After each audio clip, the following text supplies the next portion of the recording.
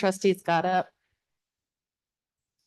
All right, I'm going to convene this meeting at 6:02. Give me a second. Trustee Jen, since it's your last meeting, would you like to lead us in the Pledge of Allegiance?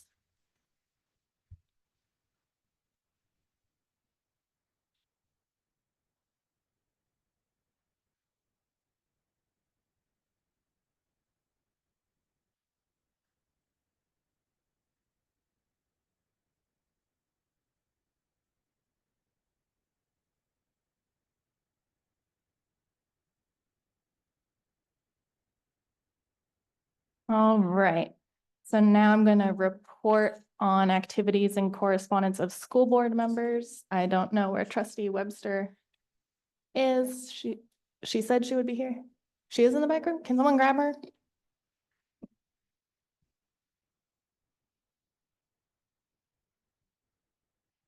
Well, for the record, she's the only adult trustee that sent her activities to me, so.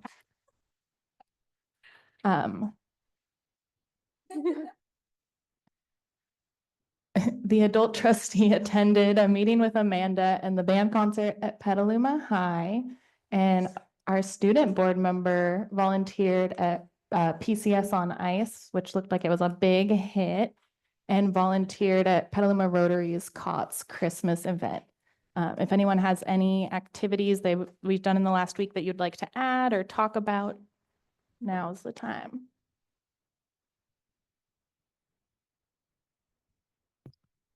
Oh, I just want to say that the band concert was amazing, not just because my grandson was in it, but it's amazing what Cliff has those kids doing and reading music. And I just wanted to give a shout out to that. all right, thank you. Moving on, we'll move on to adoption and approval of the agenda. Do I hear a motion? Move to approve the agenda. I second. All right, all in favor of adopting and approving the agenda, please say aye. Aye. Any opposed? All right, hearing none, we've approved the agenda, and now I'm going to gavel again to officially open the public hearing on the charter petition. If you have public comment you'd like to make about the charter petition, please bring it up to Bree. You got to fill out one of these fun cards that are either blue or white.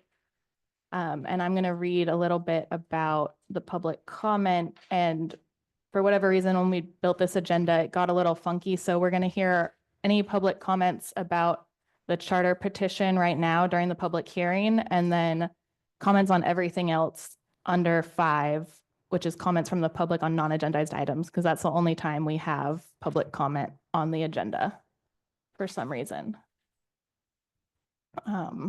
It's Gamut just loves to mess with us.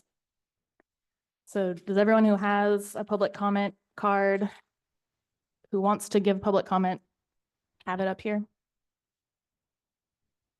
All right, let me see if there are any.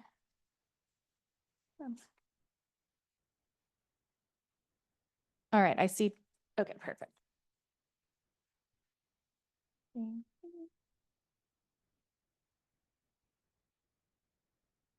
All right, I have 2 about the charter for the public hearing, so we'll start with those. Shireen, I'll have you up first, and then Christy second. And so let me read this fun little bit while Shireen comes on up.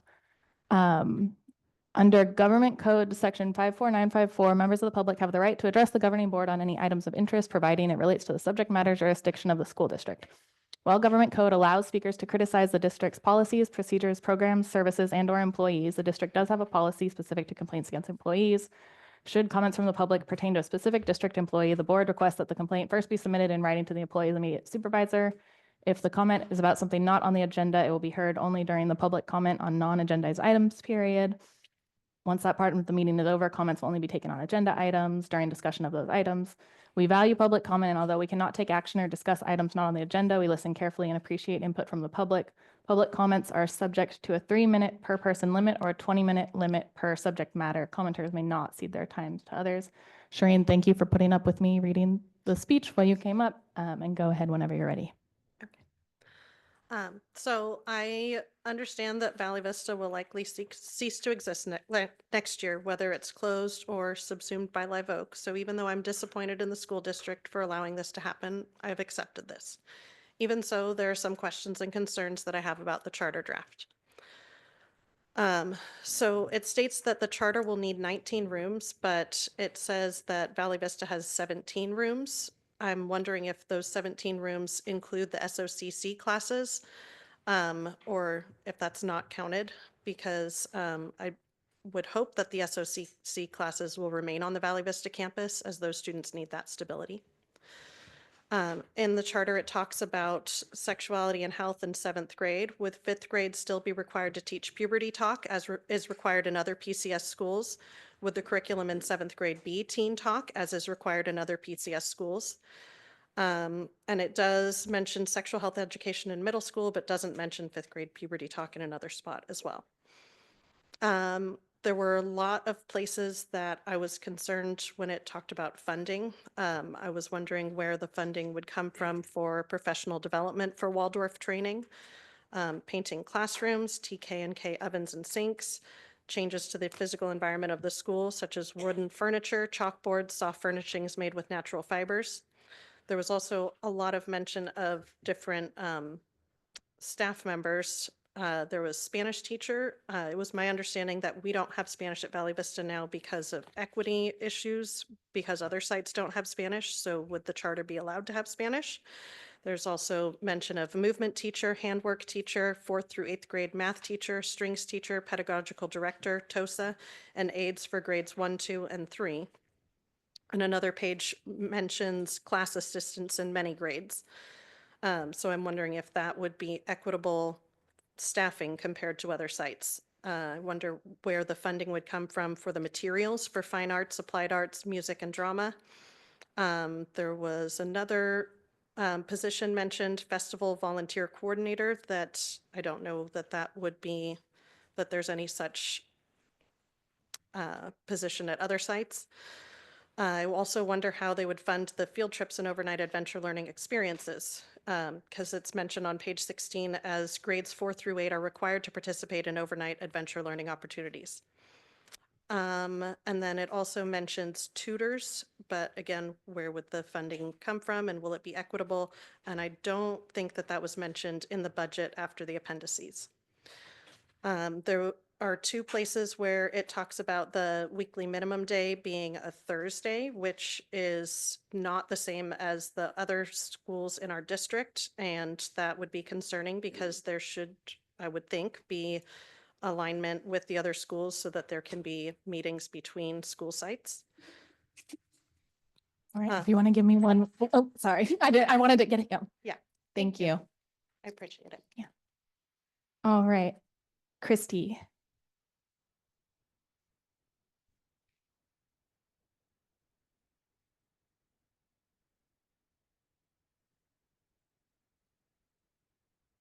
My name is Christy Holtquist, and I teach transitional kindergarten at Valley Vista School.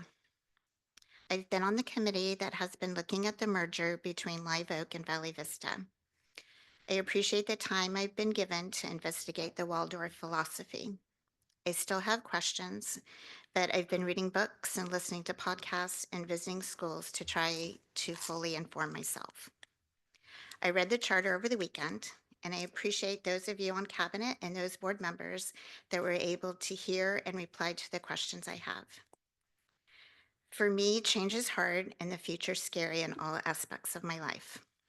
I flip a lid when my husband changes the furniture or moves the mail. I do believe in democracy, and you are the board and we're elected. So whatever the vote is tonight, I obviously accept it and understand it's done for reasons that may not be evident to me. Once a Viking, always a Viking. Thanks, Christy. All right, if there are any other public comments on the charter, now is the time to submit them. All right, moving on, I will close the public hearing. We will still be talking about it later on the agenda. But I want to move on to comments from the public on everything else. So right now, we're going to take comments from the public on everything on the agenda. I'll also take, since the charter is still on the agenda, I'll still take comment on that. And let's see. I don't think anyone is going to need their time divided up to be less than 3 minutes. I'm just grouping things together by by subject, and we're good. Otherwise, I'm going to go relatively in the order that I received them. So first up is Molly.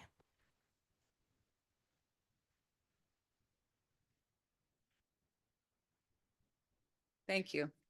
I'm here to respond to the false statements that were made at the last board meeting regarding the parcel tax violations of Measure C. On 12/10, it was said that, quote, "no carryover for the parcel tax has been restored to the budget," end quote.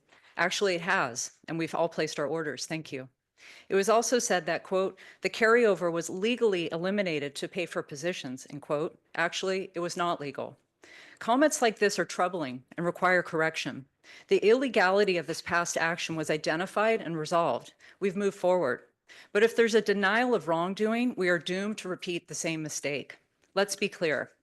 The decision to illegally remove parcel tax Measure C carryover to fund administrative TOSA positions was made behind closed doors. It was then rushed through the board without acknowledging that nearly $50,000 of restricted parcel tax funding was part of the general sweep of unrestricted funding used to balance the budget. This all happened with no communication to sites, just weeks before spending deadlines, leaving no chance for students to spend their remaining parcel tax funds.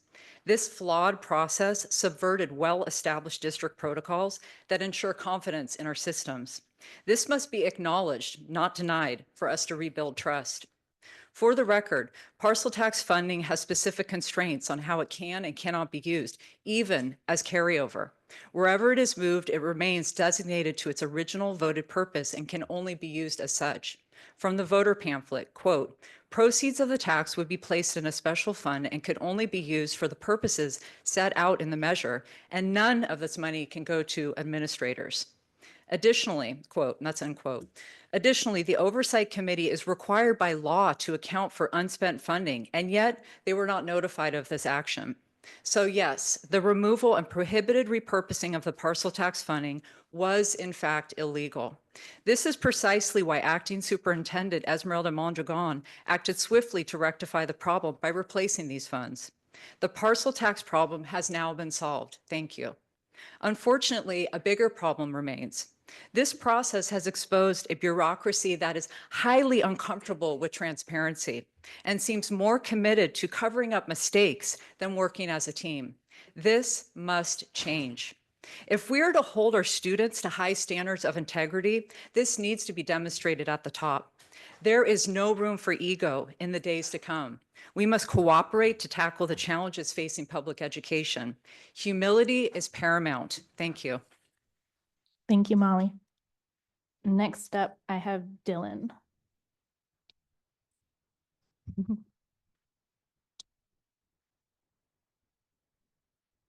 Hi, my name is Dylan, Damien Barrera. I'm going to be talking about funding on the CTE student convention.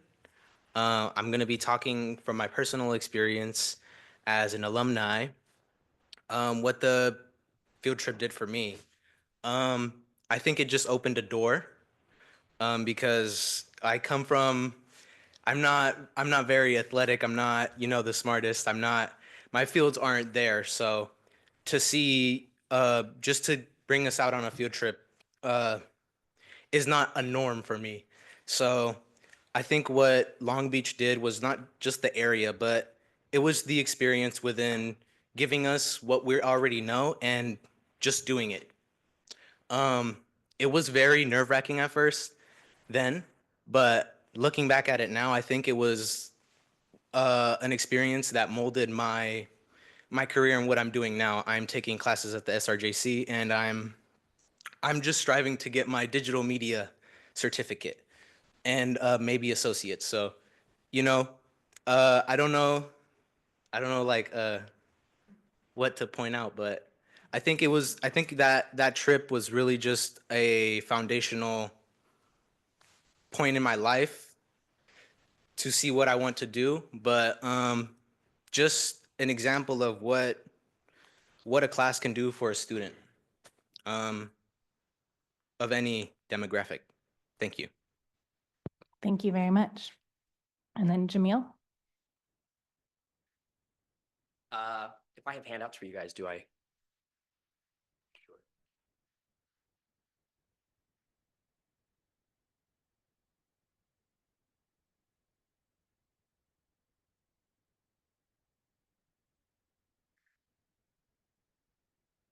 Feel like Ronnie Dangerfield all of a sudden. Only some of you are old enough to actually get that joke. I got it.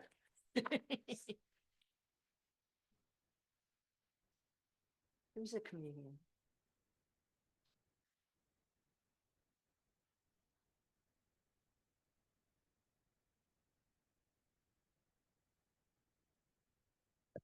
Go for it. Okay. Yeah. So I was asked to actually come and just talk about the CTE field trip that's planned for March.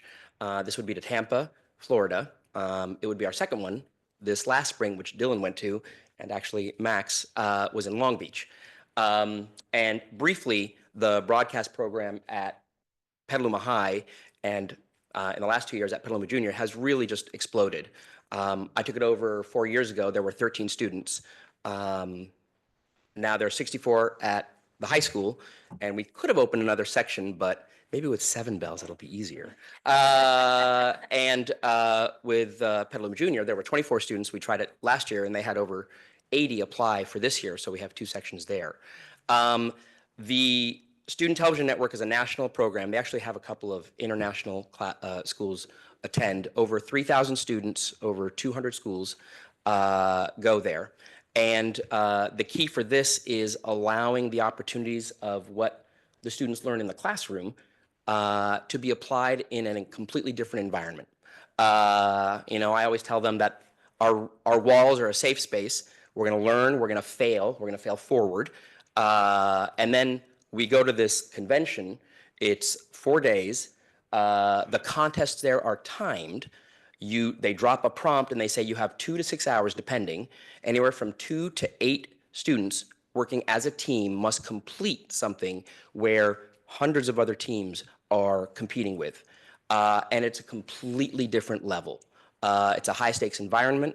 They are tasked, I'm not allowed to help them. They have to do it all themselves. And that's what really sets this experience apart, because they're not going to get that at the school.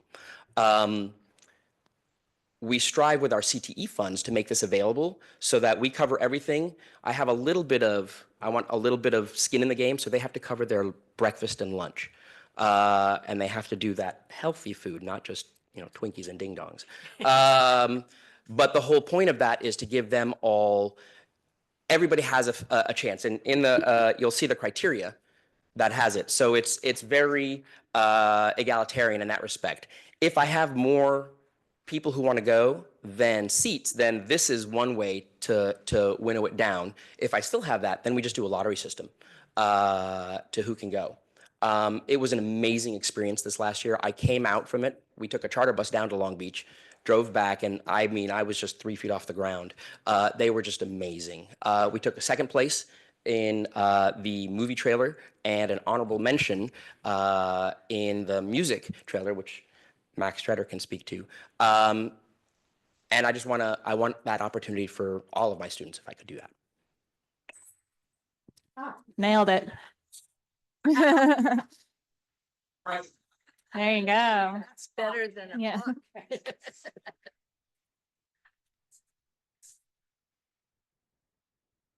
Can't beat that. All right, Max, you want to come on up?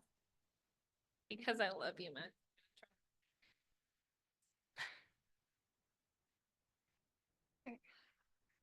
So I'm Max Shatter. I'm part of our Trojan Broadcast channel, our digital media class. I'm currently a 3rd-year member, so I've been doing this since my freshman year. When I first joined broadcast, I joined it by accident. I thought it was our journalism class. But because of the opportunities that Doser has brought to us, I found such a love in broadcasting. And by my sophomore year, I knew this is what I want to go into. But broadcasting is such a wide range, you don't know. When I got to the convention, I got to experience so many things from more film than broadcast to going to workshops where I get to work with and learn from actual professionals in the field. I also got to do college tours to learn about more colleges to start looking into for more broadcasts. I went to one workshop where they were talking about what it would be like as a student member of this sports broadcasting Instagram thing, and you got to practice what they do every day. I did that workshop and I walked out of it, looked at my friend who was with me and was like, this is what I'm doing. I'm going into sports media and I am going to hopefully crush it. When we're there, like Dosri said, there's nothing like the feeling of competing. I was in 2 contests. One is our Crazy Eights, where all of our students work together to promote something. I was the vinyl editor. I was the person pushing submit, and that was the scariest thing I have ever done. I was in tears, but we did it. I also competed in another contest, which was music video, which was very much out of my comfort zone, as at the time we focused more on broadcasting class than film, which we no longer do. We do a mix of both, but it's more of a film contest, so it's very scary. I was able to, luckily, me and my friend, it was originally a team of 3. Our third person unfortunately couldn't make it the day before we left for convention, so we were already a little stressed. But me and her were able to pull an honorable mention, which when there's over thousands of schools, it's really just awesome to see, especially because we are Division 2 and that was our first year going. And there were people who have been there for 4 or 5 years that we were going a little bit ahead. But there's nothing like competing, that feeling, that gratification of where you put submit and you're like, okay, this is done. This is an experience I want. I'm now a link leader. I do link crew. There are freshmen who are in my link leader who are in my group who are now going to convention or planning to, and I want them to feel that feeling, to experience what it's really like to be there, to be in the world of broadcasting, not just a classroom. Thank you. Great, thank you, Max. All right, Peter. You got to follow that. I'm sorry. Thank you. I'm Peter Casas, trustee, Sonoma County Office of Education. And first of all, I really appreciate your comments on CTE. I've been a real champion of CTE, and I've really seen how it's become more and more embedded in the last decade with the articulations with the junior college. Thank you. And I want to congratulate Ellen for your reelection. You're a strong voice on this board, and best wishes to you again. And Sheldon, thank you for all your service. And with that, this month is School Board Appreciation Month. So we, at our board meeting last week, we passed a resolution honoring all the trustees in the county. And with that, on February 3rd, you'll receive invitation. We have our biennial trustee recognition dinner.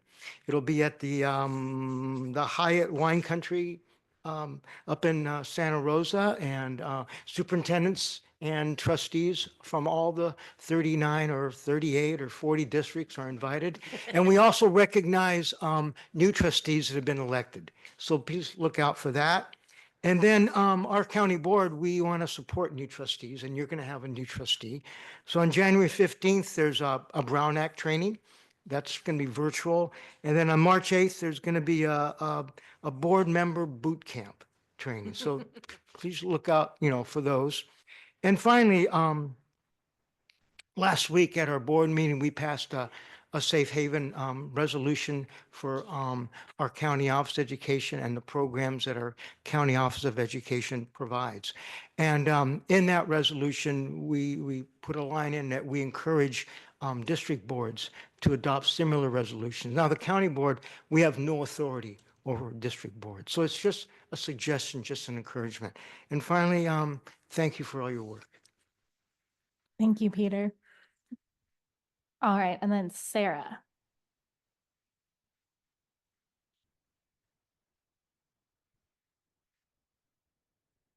You're good. Never been to a school board meeting. This is Welcome. quite intense. Glad to see you But here. thank you for allowing me a moment to speak.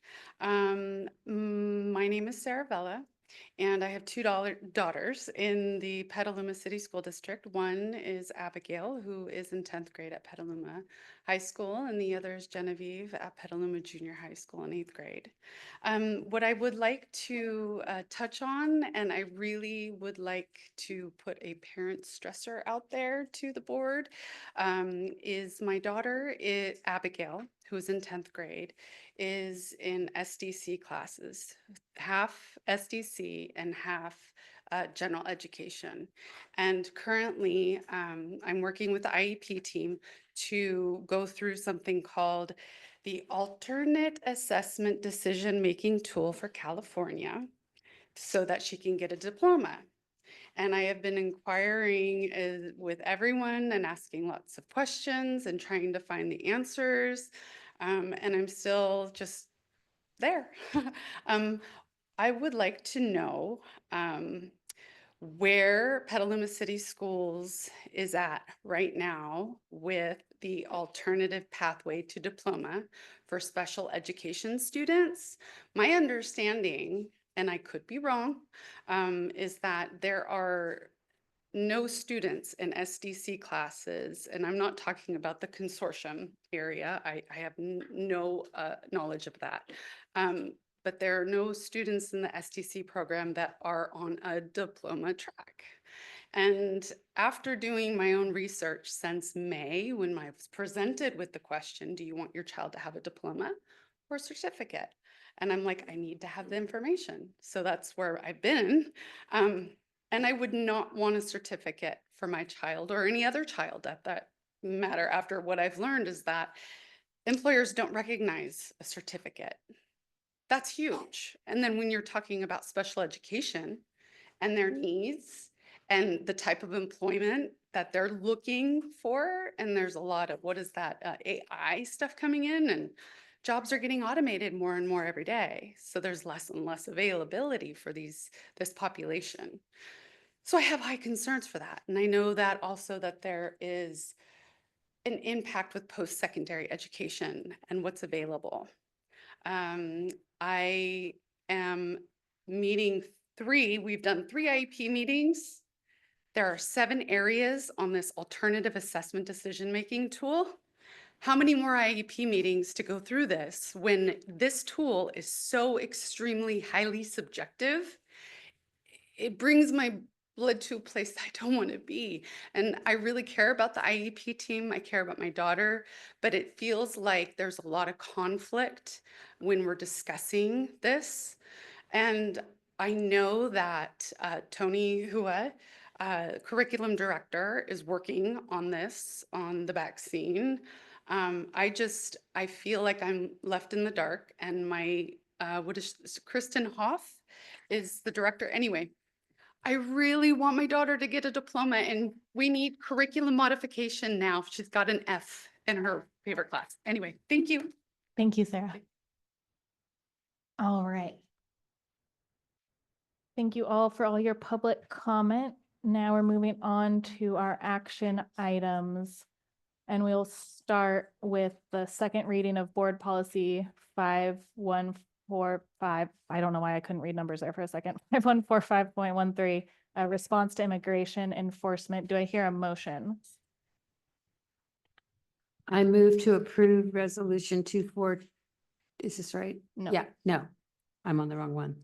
The second reading. Sorry. Board policy 5145.13, response to immigration enforcement. A second.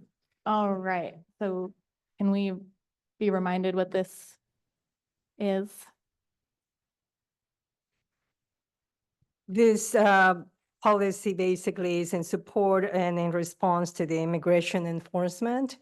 Following that, you will see a resolution that provides more detailed information about the district being a safe haven school district.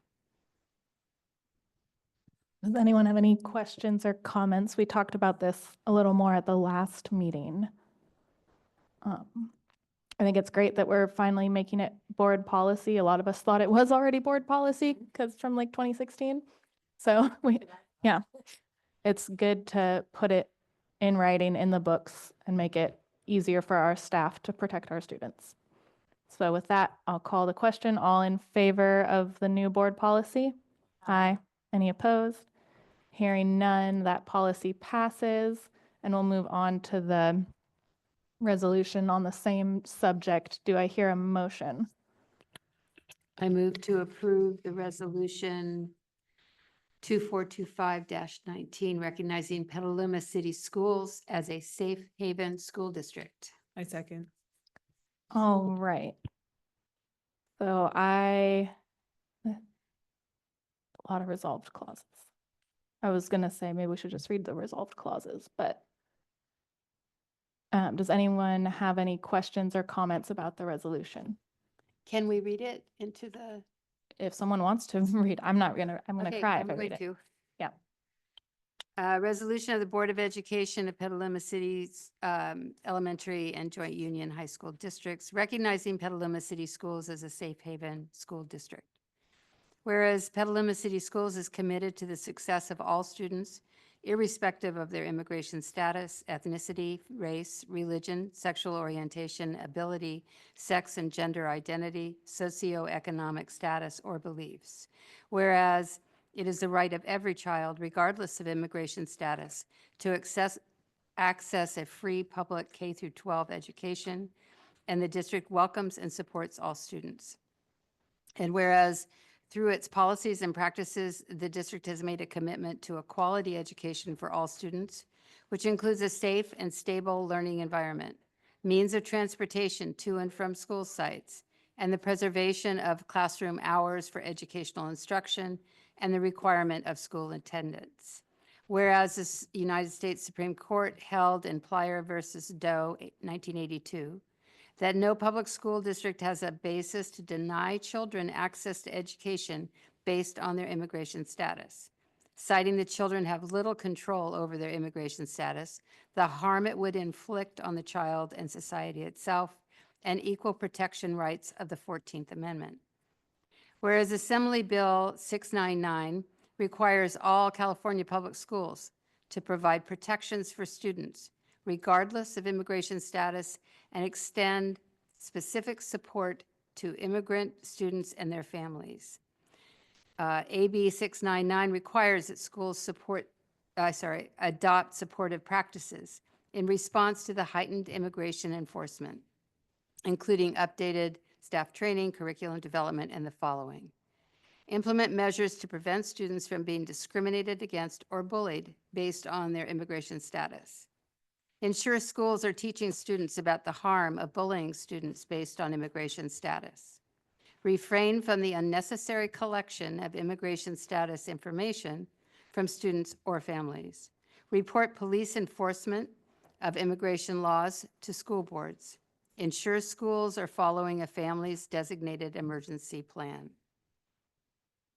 Whereas federal immigration law enforcement activities on or around district property and transportation routes, whether by surveillance, interview, demand for information, arrest, detention, or any other means, harmfully disrupt the learning environment to which all students, regardless of immigration status, are entitled, and significantly interfere with the ability of all students, including U.S. citizen students and students who hold other legal grounds for presence in the United States, to access a free public K-12 education. Whereas parents and students have expressed to the district fear and confusion about the continued physical and emotional safety of all students and the right to access a free public K-12 education through district schools and programs. And whereas educational personnel are often the primary sources of support, resources, and information to assist and support students and student learning, which includes their emotional health. Now therefore be it resolved that the U.S. Immigration's Enforcement Office, or ICE, state or local law enforcement agencies acting on behalf of ICE, or agents or officers of any federal, state, or local agency attempting to enforce federal immigration laws are to follow District Policy 5145.13, which we just passed, attached to and incorporated in this resolution, to ensure that the district meets its duty to provide all students, regardless of immigration status, access to a free public K-12 education. Be it further resolved, it continues to be the policy of the district not to allow any individual or organization to enter a school site if the educational setting would be disrupted by that visit. Given the likelihood of substantial disruption posed by the presence of ICE or state or local law enforcement agencies acting for ICE, any request by ICE or other agencies to visit a school site should be presented to the superintendent's office for review as to whether access to the site is permitted by law. A judicial warrant is required, or any other legal considerations apply. This review should be made expeditiously, but before any immigration law enforcement agent or officer appears at the school site. Be it further resolved, in its continued commitment to the protection of student privacy, the district shall review its record-keeping policies and practices to ensure that no data is being collected with respect to the student's immigration status or place of birth, and cease any such collection as it is irrelevant to the educational enterprise and potentially discriminatory. Be it further resolved, should ICE or other immigration law enforcement agents request any student information, the request should be referred to the superintendent's office to ensure compliance with the Family Educational Rights and Privacy Act, student constitutional privacy, standards for a judicial warrant, and any other limitation or disclosure. This review should be conducted expeditiously, but before any production of information is made. Be it further resolved, the district shall post this resolution at every school site and distribute it to the district staff, students, and parents using the usual means of communication, and that the resolution will be translated into all languages spoken by the students at home. Be it further resolved, the board affirms that certificated district employees have the academic freedom to discuss this resolution during class time, provided it is age appropriate, and students are to be made aware that district counselors are available to discuss the subjects contained in this resolution. And be it further resolved, after-school providers and other vendors and service providers who contract with the district shall be notified of this resolution within 30 days and required to abide by it. Be it further resolved that Petaluma City Schools approves this resolution to demonstrate its unequivocal commitment to ensuring a safe educational environment for all students, and will serve as a safe location for students and families threatened by immigration enforcement or discrimination to the fullest extent provided by the law.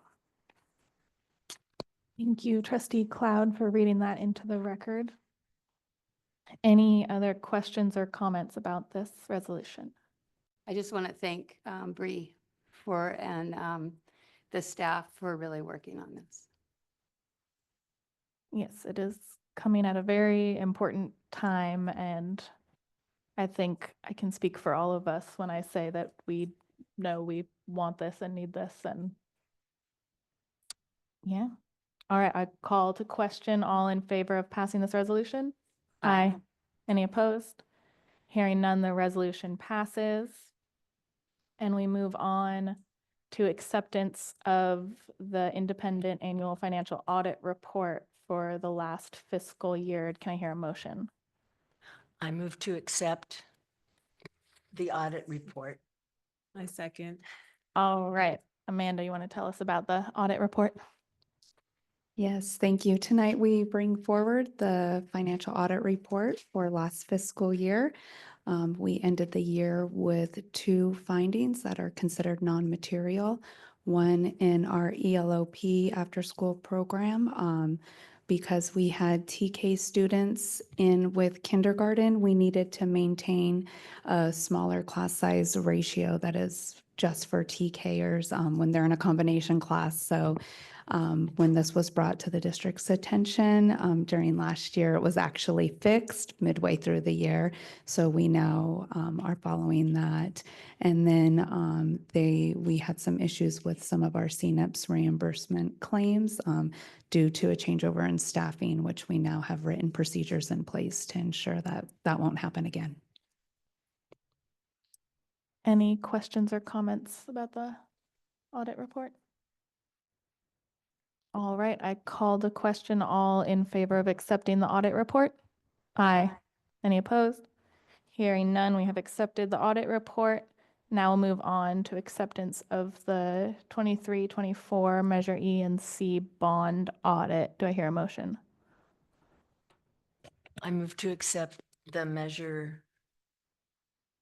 I second. Thank you. All right, Amanda, can you tell us about this one? Yes, tonight we bring forward the official bond audit for last fiscal year that shows that our bonds have been in compliance. I would like to note that we did not need to request an extension this year. So we are on the schedule that will help the Citizens Bond Oversight Committee be able to have time to go over the reports and approve them before the end of the fiscal year. Great. Any questions or comments on the audit report? All right, hearing none, I call the question. All in favor of accepting this audit report? Aye. Any opposed? All right, we've accepted that audit report.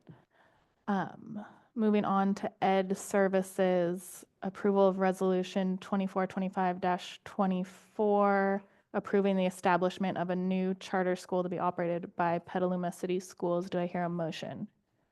Move to approve resolution 2425-24. I'll second. All right, now let's have Tony present.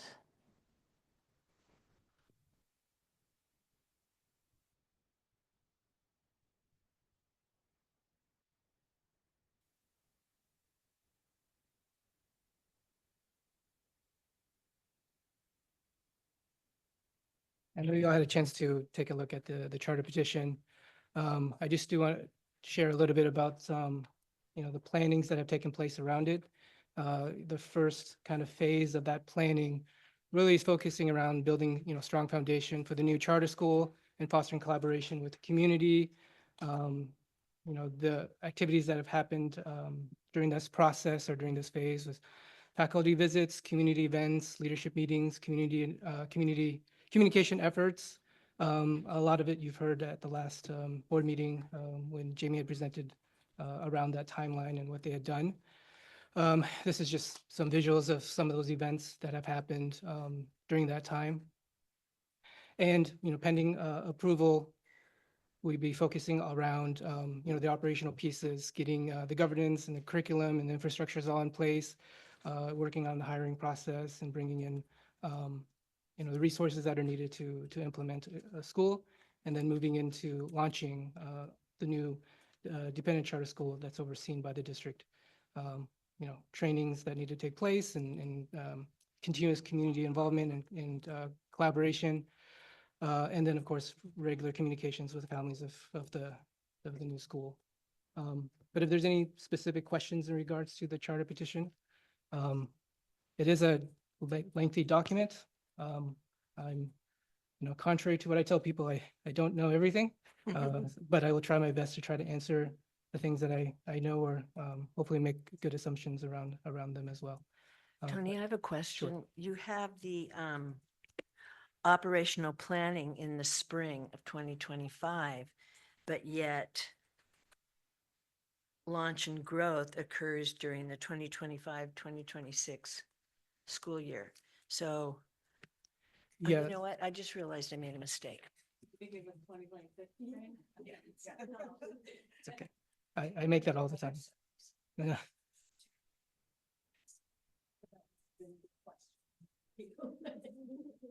All right, I know people have a lot of questions, so I think I want to take it one trustee at a time, and go around a couple times. So if everyone can, we'll start with Sheldon and go this way and try and keep it to one question / broad topic. Yeah. Tony, can you tell us about plans to accommodate our current teachers at Valley Vista if they are not qualified in the new staffing plan for the charter? I might maybe ask Jason to chime into that piece. This is within his realm. Yeah, sure. So our intention is to bring on teachers that are Waldorf trained or teachers that are interested in becoming trained. So I think we anticipate that first opening up existing positions to our current staff that might be interested in that, and then staff at Live Oak that are interested in that. And based on just preliminary feedback, I mean, I don't believe that with that number, if our enrollment projections are right, I think we're going to need to hire more than what would be available is what I'm anticipating. But our goal would be to start with our current staff in PCS and at Live Oak, bring them in, and not every, on our end, we don't have very many, if any at all, that are currently trained that I know of. But it's more staff that are interested in pursuing that training and learning more about becoming a Waldorf trained and certified teacher. Does that answer the question? So those who are not interested in that training, what accommodations or efforts can we provide for their future? Well, I mean, we get a little bit into the weeds on that, which we can if you like. I mean, but technically, like so getting into the weeds, like any of our, for example, our permanent staff at Valley Vista that have reached out to myself and to our labor partners and said, Waldorf isn't for me. I'd like to do something else. Like, we want our teachers to be in places where they're going to be to the best advantage. So we would be finding other elementary positions.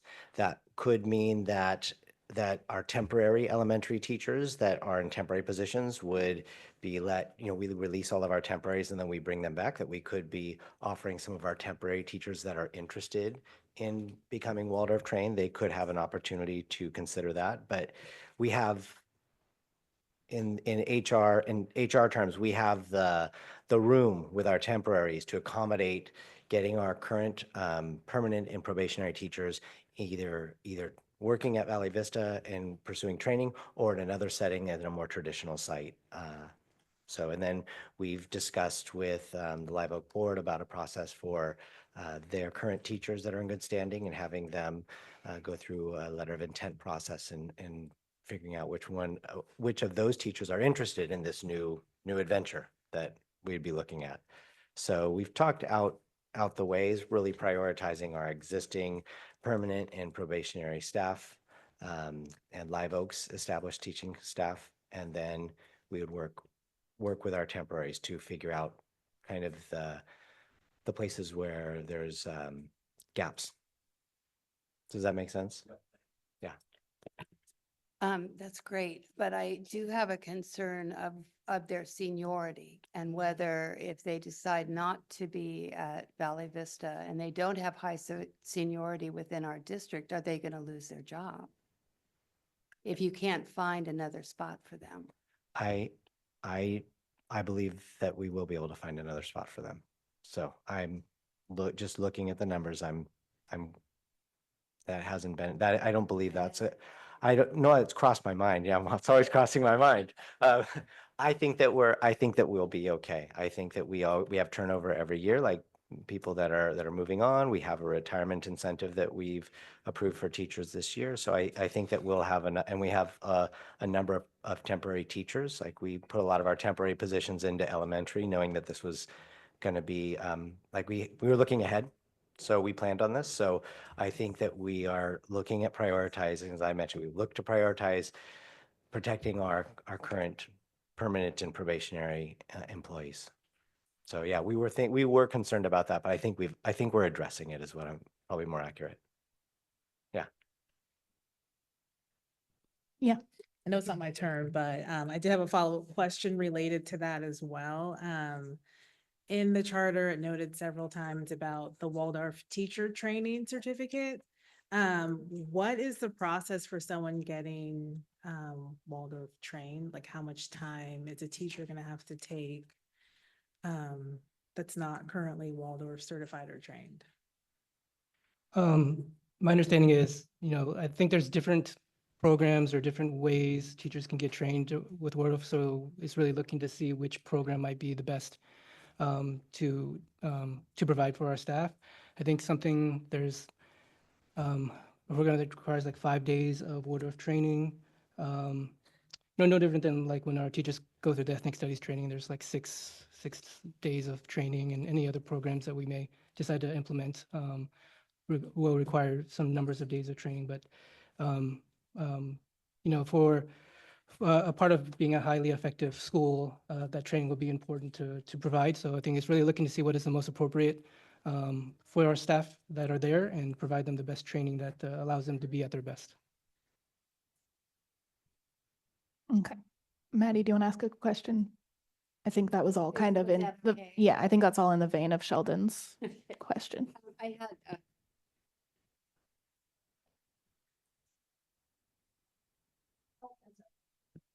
had the Charter Advisory Council. It says it's collaborative leadership. I don't know what that means, and it isn't really spelled out that I could see because my power was out all day Saturday, so I only had 4 days to look at this charter.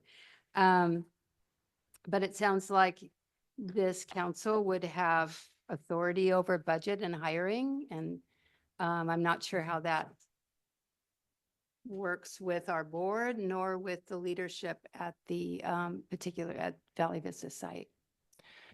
Yeah, the Charter Advisory Council is that. It's an advisory body, and it operates to fulfill, a number of responsibilities. One, the main responsibility is such as the school site council that typically works with the site administration as a council to build their school plan, align with our LCAP, as well as, supporting that budget piece that goes along with it and how the money should be spent based on their local needs. So in that sense, they operate essentially as a school site council, called a charter advisory council. And I think because there's also other responsibilities that they would like to have, providing recommendations on maybe things like staffing. But there's no recommending to the board, but they're not making any of those decisions or approving any of those things without a board authority. So essentially, I think it kind of lays out the 3 areas that they will operate to fulfill the role, the responsibility of the school site council, the purposes of responsibilities designated by law for traditional public schools that all of our schools adhere to, collaborate with the principal in the site budgeted processing, much like the school site council would do, and share responsibilities for compliance with core principles of the Alliance Public Waldorf Education, which is because they're a Waldorf school, having some kind of opportunity to share in that responsibility of ensuring that the program is running with fidelity.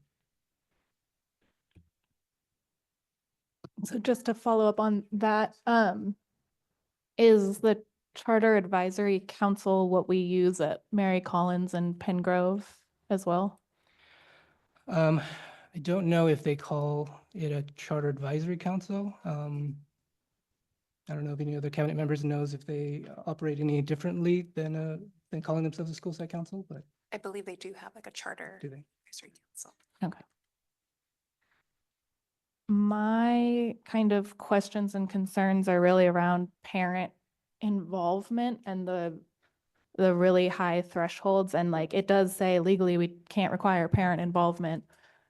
But like, I mean, that's been my issue with charters since day one. So I mean, I support the most parent and guardian involvement possible, of course, but I don't want parents to feel obligated to do more than I mean, we already hear of parents at other schools that aren't even charter schools saying they feel obligated to put XYZ amount of money up or, take PTO to help at the crosswalk or whatever. So I guess like seeing 90% parent involvement like scares the blank out of me. Like that's a high number. Yeah, I think it's a broader issue as a district, to what level our parents feel obligated to provide, donations or fundraising or to contribute. I mean, we want parents to be involved in the school. We want them to be a part of the decision making. We want them to be involved in the overall experience and climate and the culture of the school. And I think we want to encourage that. We definitely want to make sure that none of our parents feel obligated or feel pressured or feel like they have to commit time that they may not necessarily have. I know that's something that we're trying to address even with athletics. It's just this sense of whether or not our families are under a lot of pressure and feeling like they have to give up something for their child to have an equitable experience. I think as a district is something that we want to make sure across all of our schools. Yeah, relatedly, I saw in some places it was noted as like aspirational, kind of like an LCAP goal, like we want 90% of parents to be involved. Then other places, it seemed like it was more like this is what's going to happen. So I think as long as it's explicit, once, if everything gets approved and off and running, then it's more explicit, like this is an aspirational, not a requirement. So I think that's my follow-up to that is that how do you guarantee, I mean, it is going to be a blending of families and they all have different economic status and everything else and abilities, their jobs and how many people in their families are working and their ability to even get PTO. And, it would say that as Waldorf, they always require it, but they can't require it because they're going to be part of our system. So I'm just concerned is how is the school going to, and our district going to support these families and make sure that they don't feel this pressure. You can say it, but if it's in the charter, it becomes problematic. I can't remember if we ran across that language and it, something around not required piece. This Yeah, is what we always do, but we can't require it, so we won't. right. I don't remember where it was. But then on page 45, so yeah, I did see that, like, this is what we want as Waldorf. And then page 45 does state it as a goal. And so I think as long as it stays as a goal, and it does say that they'll provide opportunities for that. I know like my mom, she couldn't do a lot. So even if there's an opportunity, she probably wouldn't have been able to do it. So I think, again, as long as we are not making it some type of a mandate for families, I feel more comfortable. And I think as the overseer, of this dependent charter, those are things that we can monitor and find ways to make sure that our families are not feeling under pressure, whether that's through surveys or whether there's conversation or having greater opportunity to check and balance those things will be important.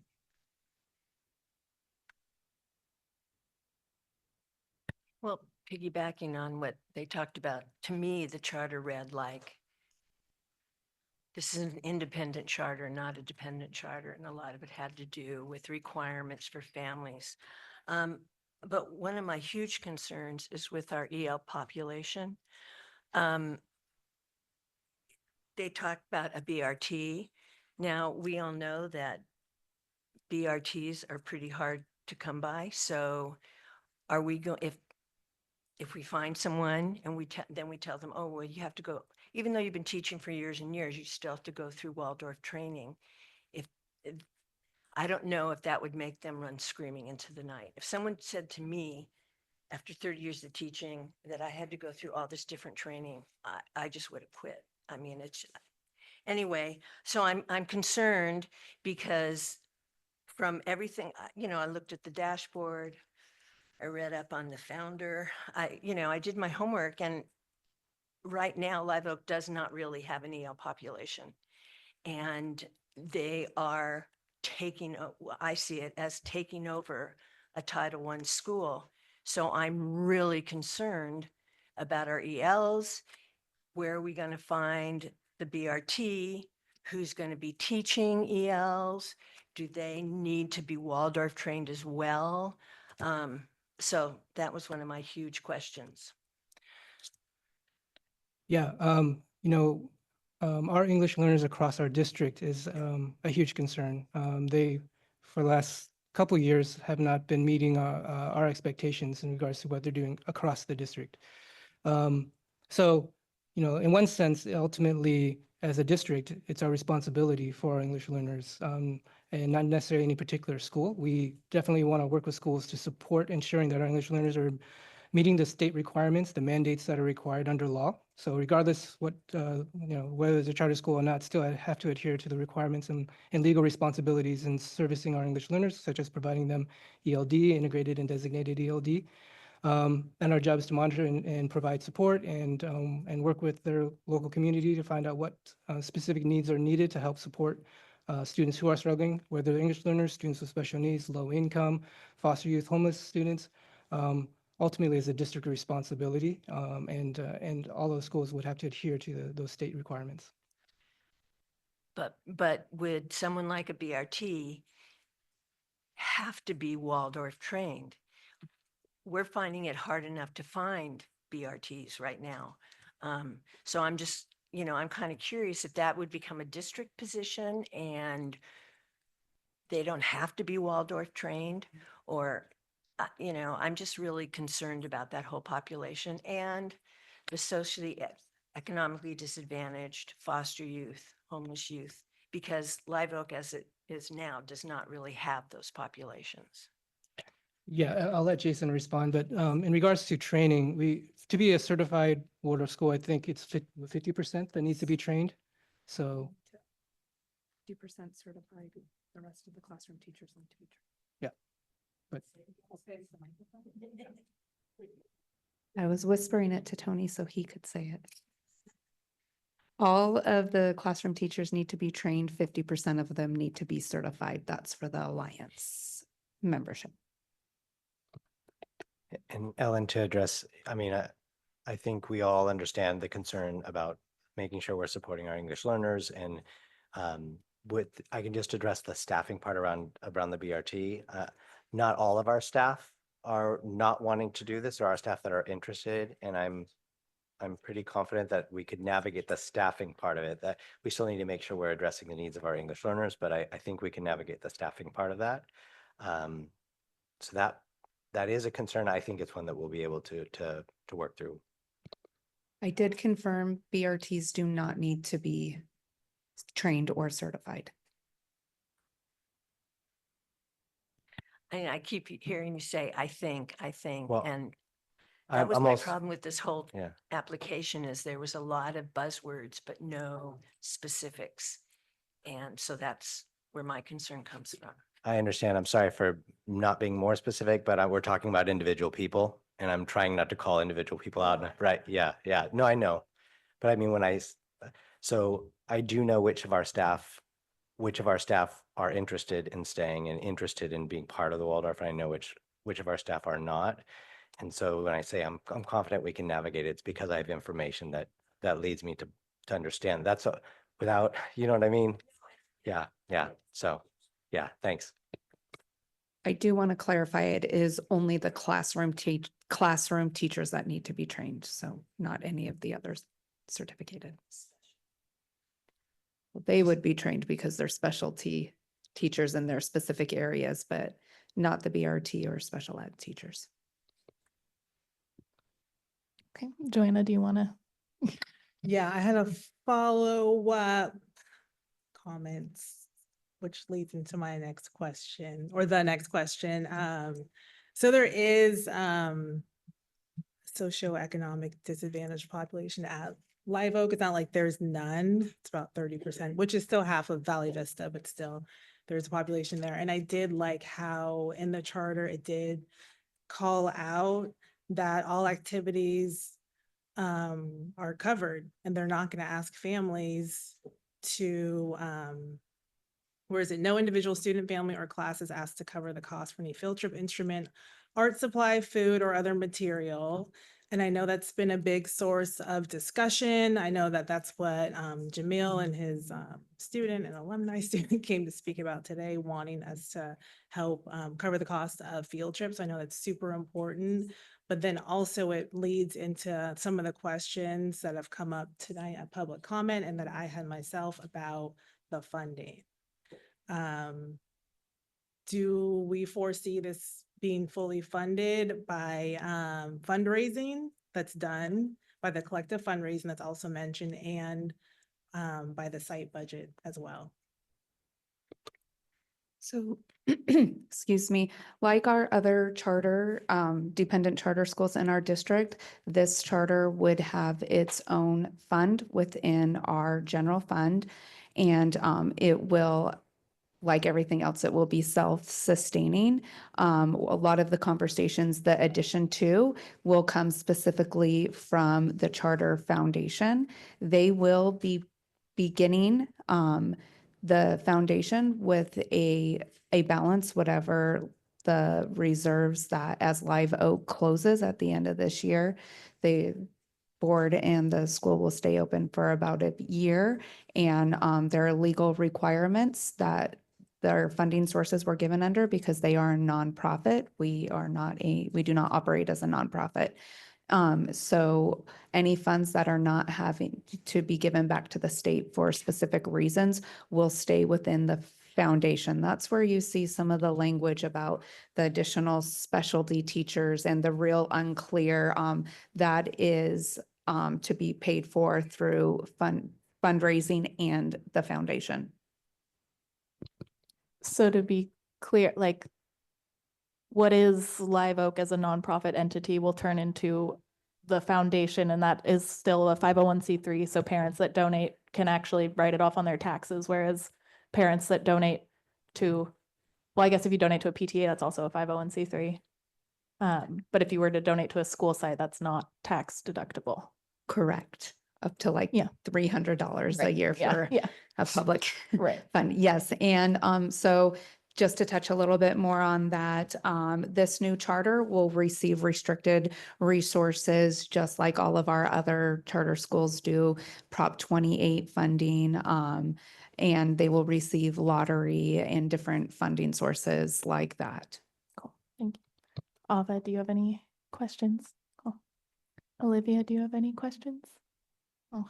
You're welcome to jump in, but I'm going to go back to Sheldon. And Okay. I didn't see anything in the charter that describes how the charter itself could be amended. You know, my hunch is we haven't dotted all the i's. You know, there's always in a document this long, there's going to be some things overlooked that we'll discover as we implement. Did I miss something? Or if not, what is the general process? Maybe this is for Esmeralda, I'm not sure, but what is the general process of amending a charter after it's been approved? I think that was, I'm not. Go ahead, Tony. I No, think go you were addressing that too, but I believe that tonight, actually, the board will be asked to approve it pending some changes. Correct, Tony? Correct. I have some revisions that we would, that I would present before your board decides to take action. I know you have. and we can move to amend it here, but I think what Sheldon's asking is if in 6 months from now, we feel like we need to amend the charter, what are the mechanisms for us to do that? So the charter will go through a renewal process every 5 years, and I believe that there is language that says that the district administration and the board will work with the charter. Did the name changed from Charter Council? Charter Advisory. Sorry. It's been a couple iterations.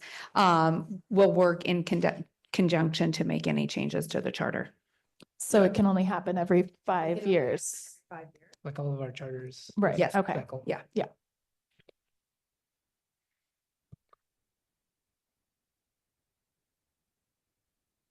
Maddie, do you have a question? I can also, yeah. No, pick one to start with your mic. Yeah. I had a I might have missed this in the charter, because again, it was 150 pages that we only had a few days to review. Specialty teachers, are they credentialed teachers? So there would be a mix, as there is now. Like, for example, now some of our schools have elementary schools have PE teachers that are classified staff that we bring in.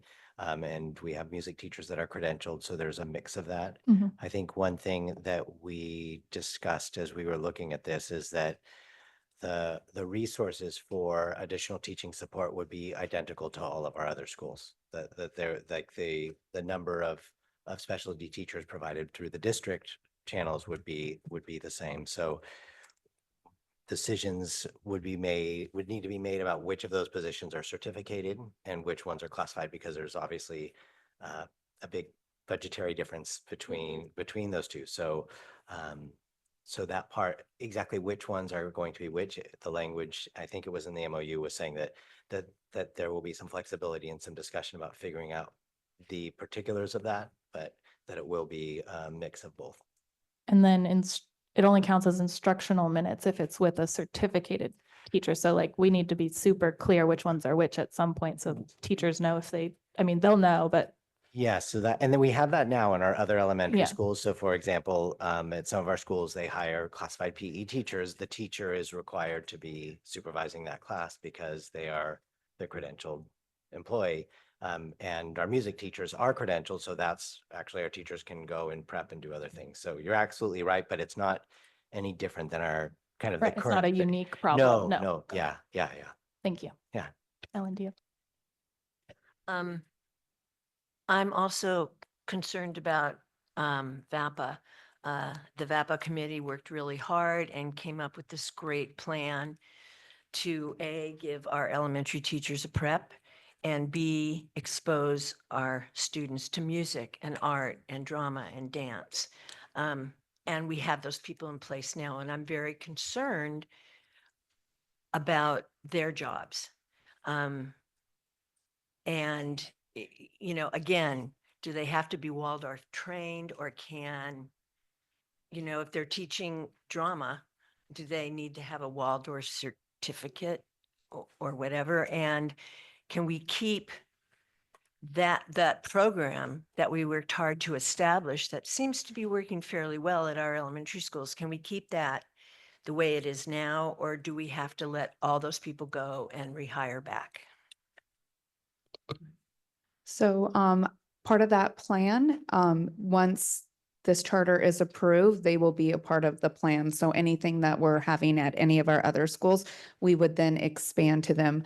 They do not need to be Waldorf trained for those types of specialty positions. And the new charter will have their own source of Prop 28 funding, so we'll receive additional funding to hire more staff. It wouldn't remove from our current allocation. And the remaining part of the arts and music block grant is already allocated to the current PCS schools, and the funding from that was 3 years ago. So they will not receive a portion of that funding. So that piece of it will stay in play as is.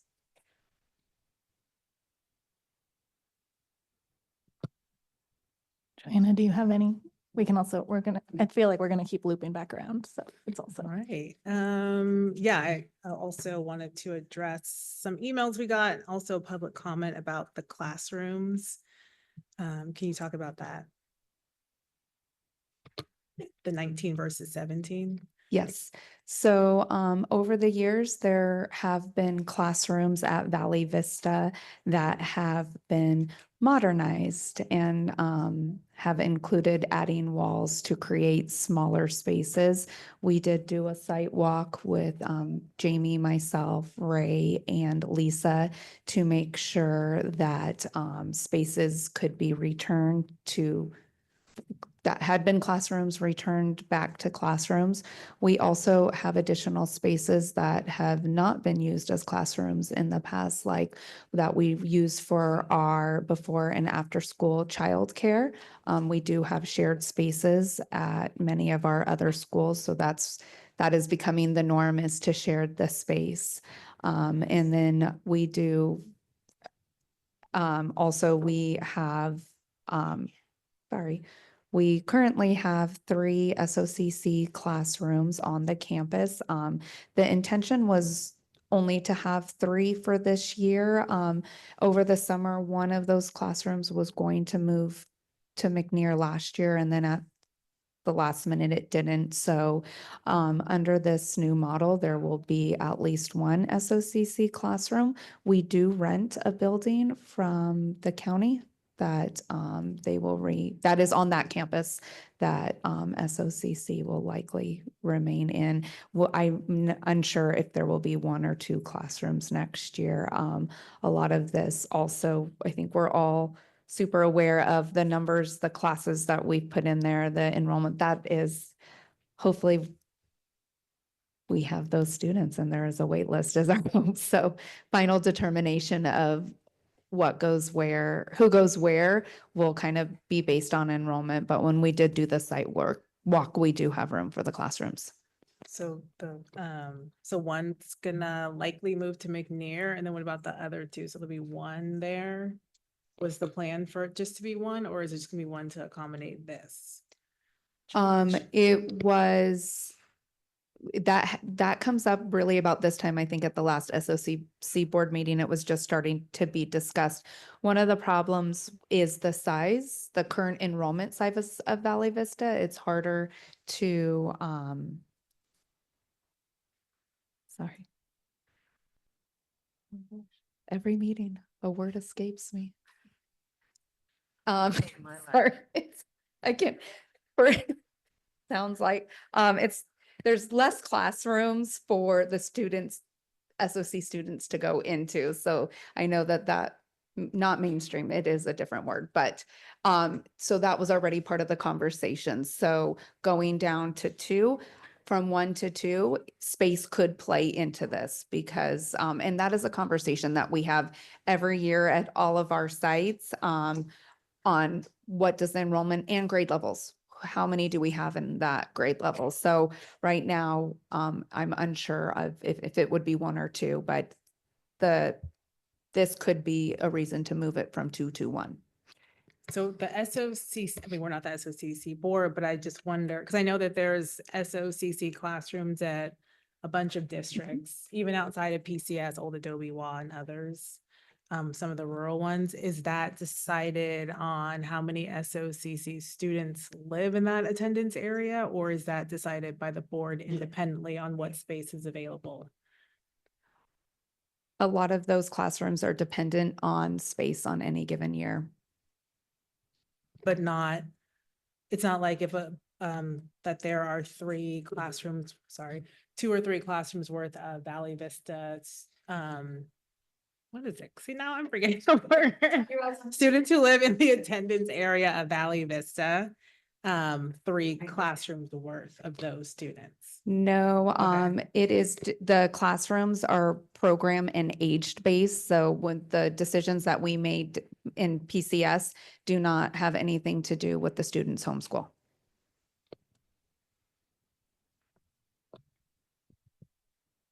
Ava or Olivia, do either of you have any questions that have come up since?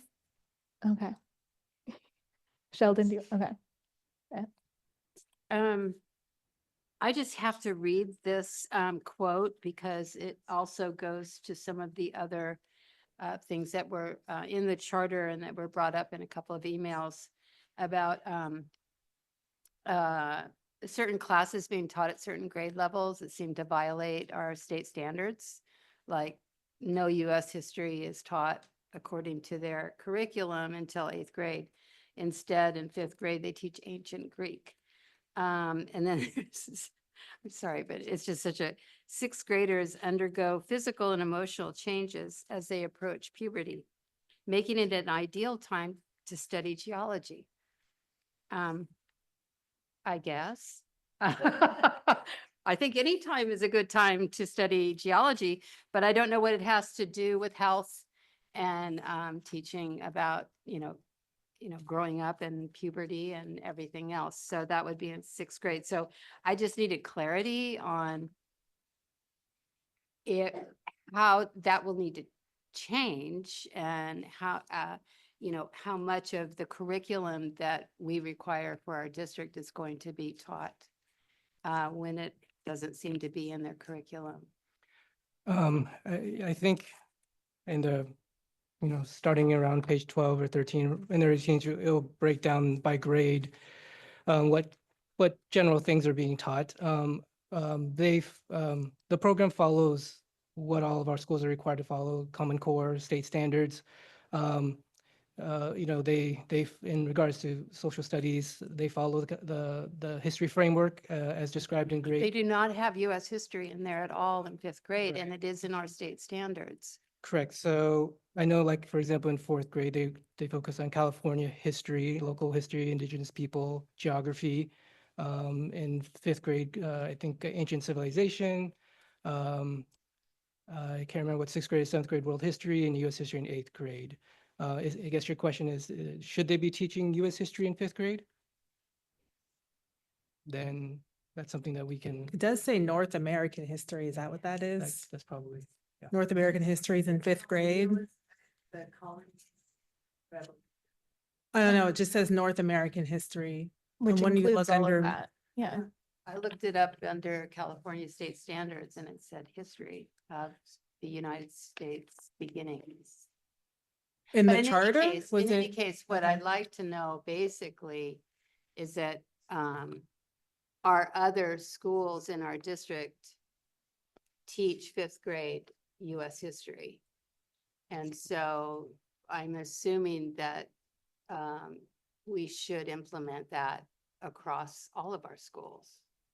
I mean, if I can't, I'm trying to translate because I think everyone's saying different thing, like the US is a part of North America.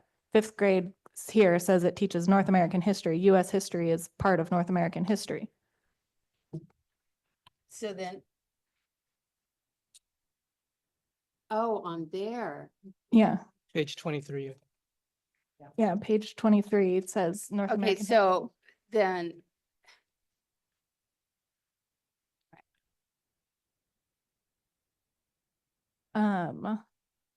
I want to go back to the family thing and I get the point of the family handbook, but I'm wary of asking parents to sign something that like says they're going, like, I agree with all of the recommendations, like they seem very much founded in reality and best practices, but maybe it's my like inner libertarian. I'm like, why is the school telling parents exactly how to parent and like exactly what technology to use or not? Again, like I agree with all of the things, like that's what I would do with my stepkids, but it just feels too intrusive and controlling to make families like agree. And I know that it's not like legally enforceable, but it's still, I have no problem with it being sent home, but I do have a problem, I guess, with asking families to sign something. I don't know. Do they have to sign it? Cause I know like when we do data confirmation, we have to like, the family handbook is in there Mhm. somewhere. Bring it out when your kids get in trouble, but I don't. Yeah, I guess it just is acknowledging that they've read it, so it's not that different than others. It just still feels. Well, I think Yeah. it was mentioned quite a few times, and so that was a concern of mine as well. Only because in the work that I do, sometimes I do see not Live Oak, but other places, I have seen people say that a student has violated a handbook policy. Right. And only because it's referred to so many times, it was also a concern of mine as well. I don't see anywhere where they have to sign something, but even so, it's still implied as a member of the school community. Sorry if I'm speaking for you, Caitlin. Is that No, not at all. what Yeah. you were speaking to as well?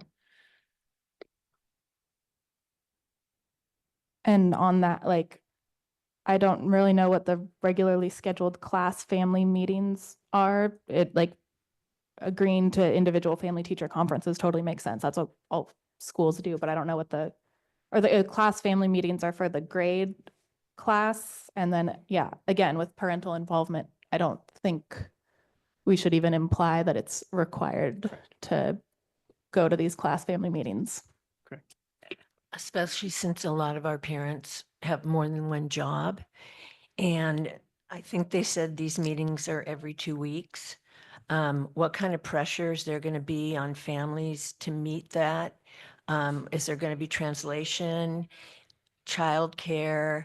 I just, if a family is working 1 or 2 or 3 jobs, which many of our families are, how can they be expected to attend these meetings every 2 weeks?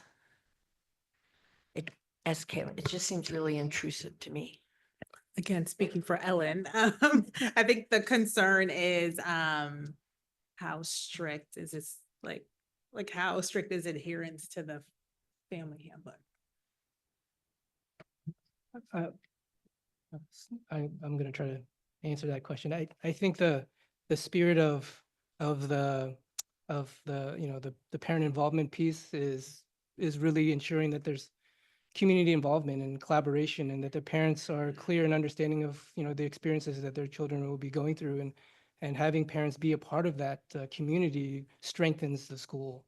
I don't assume that parents are mandated or feel like they are forced to participate if they, for external reasons or circumstances beyond their control, that they can't. But encouraging families to participate and be a part of the school is just a great way to strengthen the school. I know when I was a school leader, it was something I struggled with, just getting families to participate and to be involved because of the life circumstances they have. But I wouldn't nothing be mandated for parents, but definitely wanting them to be involved is a critical piece of building good climate culture within the school. And I have no problem with wanting to be involved. It's just, it seems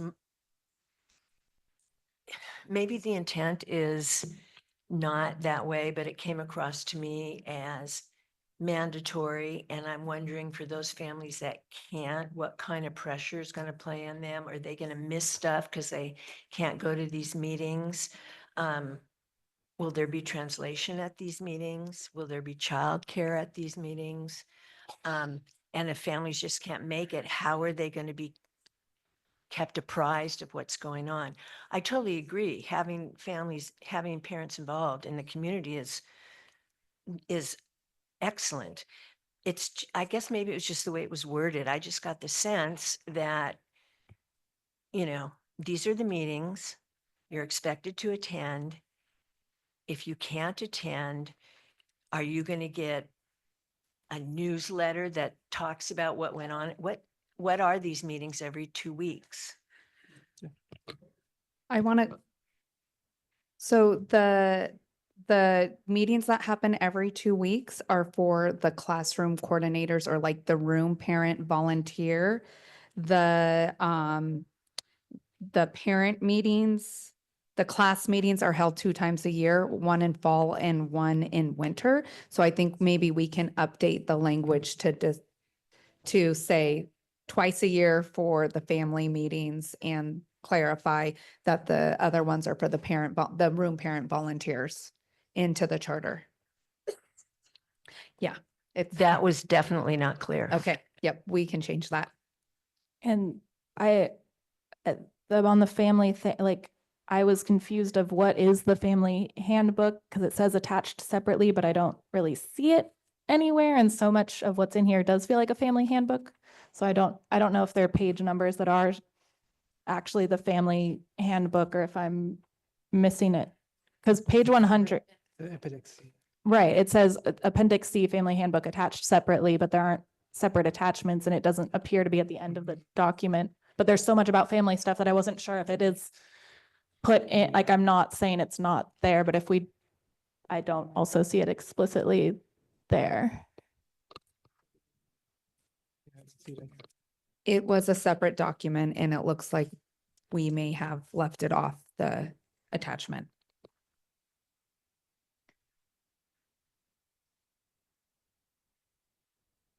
I mean, I definitely want to see it before I would vote to approve this, since it references the family handbook so many times, or, I mean, or not mention the family handbook in whatever we do end up approving. Yeah, Ellen, do you have that was that all part of yours or all part of mine? I don't even remember. If you have a new question that's not in that vein, go I for it. do, actually. According to Board Policy 6163.4, it outlines student use of tech, which seems to be at odds with the Live Oak position of using tech. And I'm not talking cell phones. I don't think cell phones have any place on school campuses. But we do have a board policy about tech, and is that because they're a charter, they don't have to follow board policies, or I'm confused. And what's an enrollment specialist? Well, in regards to tech, I know that in general, all of our schools have like one-to-one devices is used as a tool for learning. Like different, like our other charter schools, there's some specific things that makes them a charter, makes them kind of separate from how other traditional schools that we have operate. And one of the philosophies around this is, how they view technology. I don't know if technology is something that is something that's expected that every school has, that utilizes, that shows any kind of improvement in what happens in the school. But I think as part of as a dependent charter, having something that aligns to the program that they're offering, they have different ways to address the learning and the teaching outside of the technology. And I think that's just what makes them, the unique Waldorf school.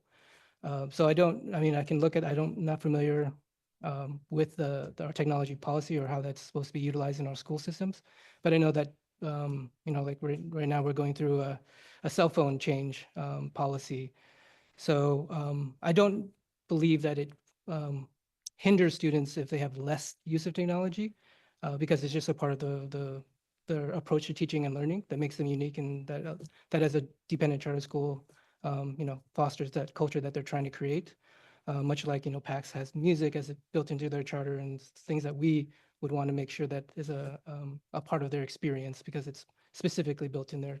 So there's specific things in different charters that I think help build the program that they're trying to establish as well as the culture that they're trying to establish as well.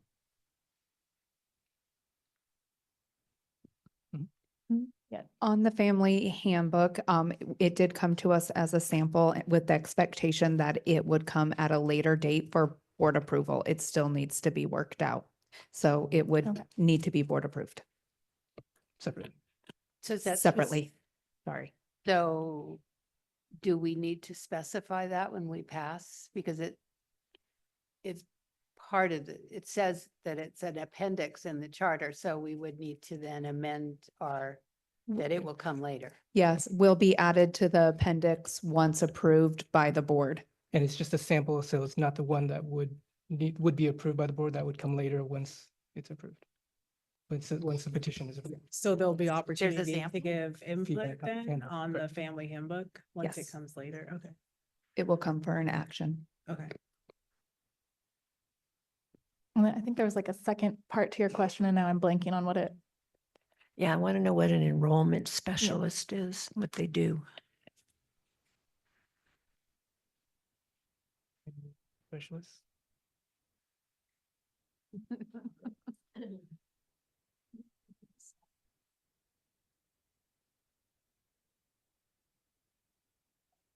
It's on page 68.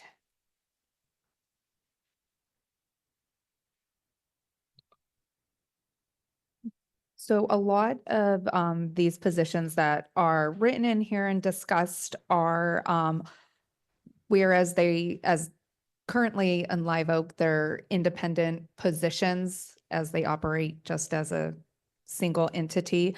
These are positions that are also being like rolled into what we already have. So enrollment specialist would be like I was gonna call her out by name, like Amy Fadegi, who oversees enrollment. It's not a specific full-time position to the charter.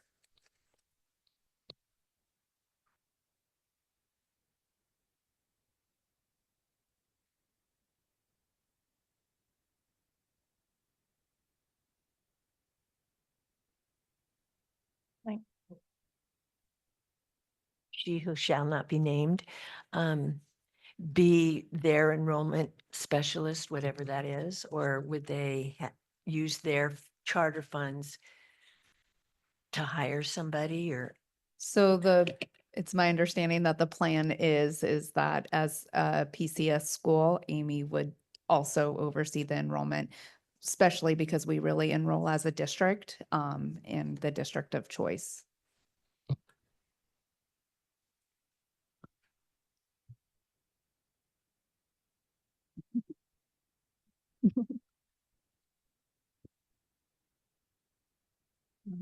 One other question, how are the main lesson books different from textbooks?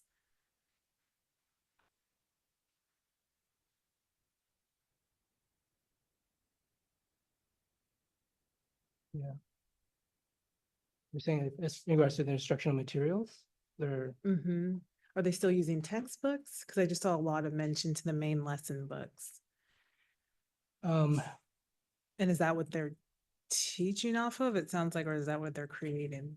They're creating the main lesson books? I would love to answer this one. Jessica, if you're okay, I can ask one of Live Oak people to come and answer this one specifically, if perhaps Kristen or Jessica or. Oh, great. That would be great.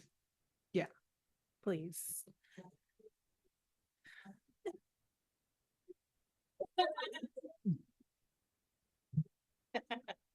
Sure, I can speak to that. So the main lesson books, we talk about those as our textbooks, but really they're the work that students are creating to demonstrate their learning. So we teach using multiple modalities, including in middle school, we do use some textbooks. And then the students, as they are learning content, are then creating pages that usually incorporate both student writing and artwork that demonstrates what they understand. And then those are put together so they have a record of their learning that many students actually hold on to long past their time in elementary or middle school. Does that help? Yeah, thank you. Yeah. But wait, hold on. I'm happy to answer any questions. They're also using textbooks as well. The teachers are teaching from the textbooks and then the students are creating So main lesson books from the text. So the student that in Waldorf curriculum, the teachers really create the lessons, right? And we use all sorts of resources. And then the students, yeah, I mean, we call it a textbook. It's not a textbook because it's not something being given to them. It's something they're creating that becomes their, a way that they can sort of have a record of their learning. So it's very much like a portfolio. Yeah. Any other questions? We good? Okay. Ava or Olivia, anything coming up for either of y'all? Okay, no pressure. I just don't want to skip y'all. I just have like a comment that I've been thinking about. It's not really a question, but I just remember like 6th grade and 5th grade and how much drama there was and stuff. And I'm just a little bit worried about like students from both schools getting along. And I just see like a really big barrier there that could be not. But I don't know. I just worry about that. And I mean, they'll still have their friends from their other school, but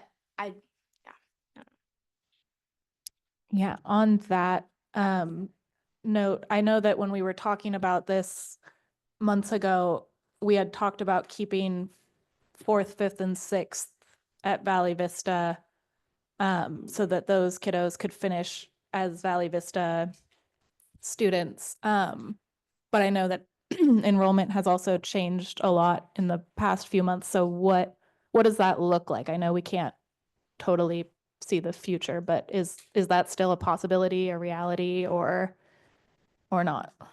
yeah, we discussed having a way to phase out students who choose to not be a part of it and continue on the current track until they move on to middle school for the 4th, 5th, and 6th graders. We had language around that, depended on enrollment and class size. So it's something that we can look at to see what the current numbers are and how many families. I think we did a survey on how many families would be interested in continuing on a separate track. I don't think there was very many at all, from what I recall. Yeah. Yeah. So as of this moment, I don't believe there's a lot of families that want to continue on a separate track. I think most of them left because they were afraid they weren't going to be able to get into another school. And they don't want Waldorf, and they didn't. The sense I get and from emails I've gotten is that they did not trust the district to live up to that promise of having that separate track for 4th, 5th, and 6th grade. And they were afraid that their students would not be accepted into another elementary school. So they bailed. And that just tells me something. So I think, oh, sorry, Tony. No, I just wanted to Go ahead. emphasize or just reiterate that, we do have board policy for families that choose, especially schools coming from Title I, that choose to not stay, at Valley Vista. They have first rights to go to another site. So was that's that made clear to them? I'll have to check to see what kind of communication is, but we can definitely over communicate that and make sure that they understand that we do have a board policy on families that leave, for example, Valley Vista, having first rights to. Yeah, the emails I got did not indicate that they really understood that. So they left quickly. I believe our district enrollment specialist made them aware. Yeah, but I just also wanted to speak to Olivia's comment as well. Because we know everyone who's changed the job, every job has a culture, just like every school has a culture. And this is going to be a big change coming to that school. And so this was great. It's lots of detail, but I would just love to see like a specific plan for the students and families who are staying, to like introduce them to the terminology that's going to be used, moving forward on the school site. Like, Waldorf boot camp or something like that. Cause I know like when I went to Marin Academy, I was like, what are people saying? Like for 6 months, because, the acronyms are different in different places and just the terms that they use. So I just think it would be really helpful if we could really, really just work with the families and students who are staying, so that on day 1 in August, it's not just a welcome ceremony and, the Waldorf students know what to expect, but that, our PCS students understand as well. So. All right, back to you, Sheldon. I think it's been covered. Thanks. And I know enrollment is something that is has been, brought up a lot. And so I think it might be important to hear from Amy to share exactly what communication has been had around this. Thanks, Tony. I just want to make sure the board knows that beginning last spring, when conversations were really picking up and we were having our engagement nights, I supported somewhere between 30 and 50 families in making a decision for the current school year that we're in. So I actually went on a tour with a bunch of Valley Vista families at McNear. I sat down with them in my laptop afterwards, took their information, and we talked about different pros and cons. We were 100% successful in helping any family who wanted to make a transition move to the school of their choice. And as Shireen has pointed out, is not always their first choice, because many Valley Vista is their first choice. And I hold that space very dearly. School choice as a principal was always something that was really important to me. And I would tell families, like, if it's not our school, like, I want you to be where you want to be. And so I take the responsibility very seriously to help all of our families find another place if they don't want to stay and continue. In the last survey that Jamie did and team, which I know a lot of us in the audience are biting our tongues because we're like, oh, we can talk about this, that, and the other. And I know that's not appropriate, but we did find that many of the students who do want to stay are wanting to stay. The 4th, 5th, and 6th graders were wanting to go the Waldorf route. So that was just our first time. We're gonna keep checking in with people as we're working on enrollment, but we already have a very good system with our elementary schools of students who are currently at Valley Vista, who do want to make a change for next school year. We have an interest list at several of our schools. I have now, Esmeralda and I have met several times and made sure that we're really clear on the board policy. I share that with families. We have they're actually going to be applying in Schoolment this year so that they're like in the system. We don't have other spreadsheets. So we have a really good system to make sure that everybody I'm the point person. So we did discover there were some families, particularly in 1st grade, who were getting the sense from calling different school secretaries, like, sorry, we only have 3 spaces left in 1st grade. Well, that's because Jason and, PFT, we staffed for the kids who we knew were coming. So yeah, we usually have a little wiggle room, but we can't just in the middle of the school year take 20 kids on. So I definitely heard from parents where like they were getting the vibe of go now, like last month, or else there might not be room for you. And as I continue to share with families, like we will staff accordingly to where you want to go. So I just wanted to share that. Thank you. That's really helpful information.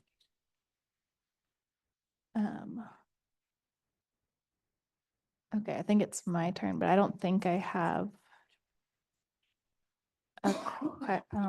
a question at this point. Ellen, do you have any other questions?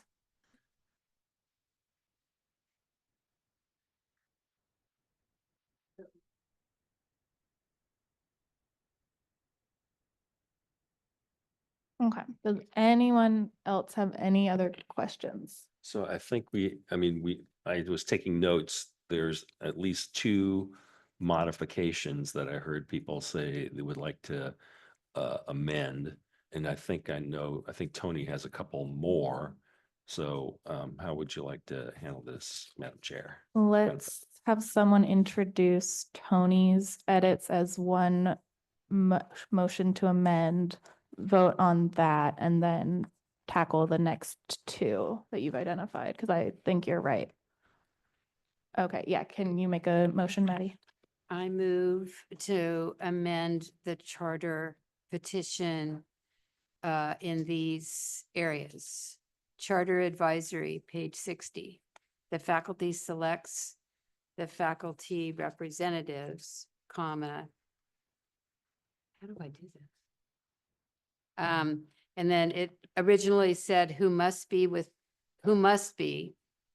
priority given to Waldorf certified teachers. The who must be is crossed out.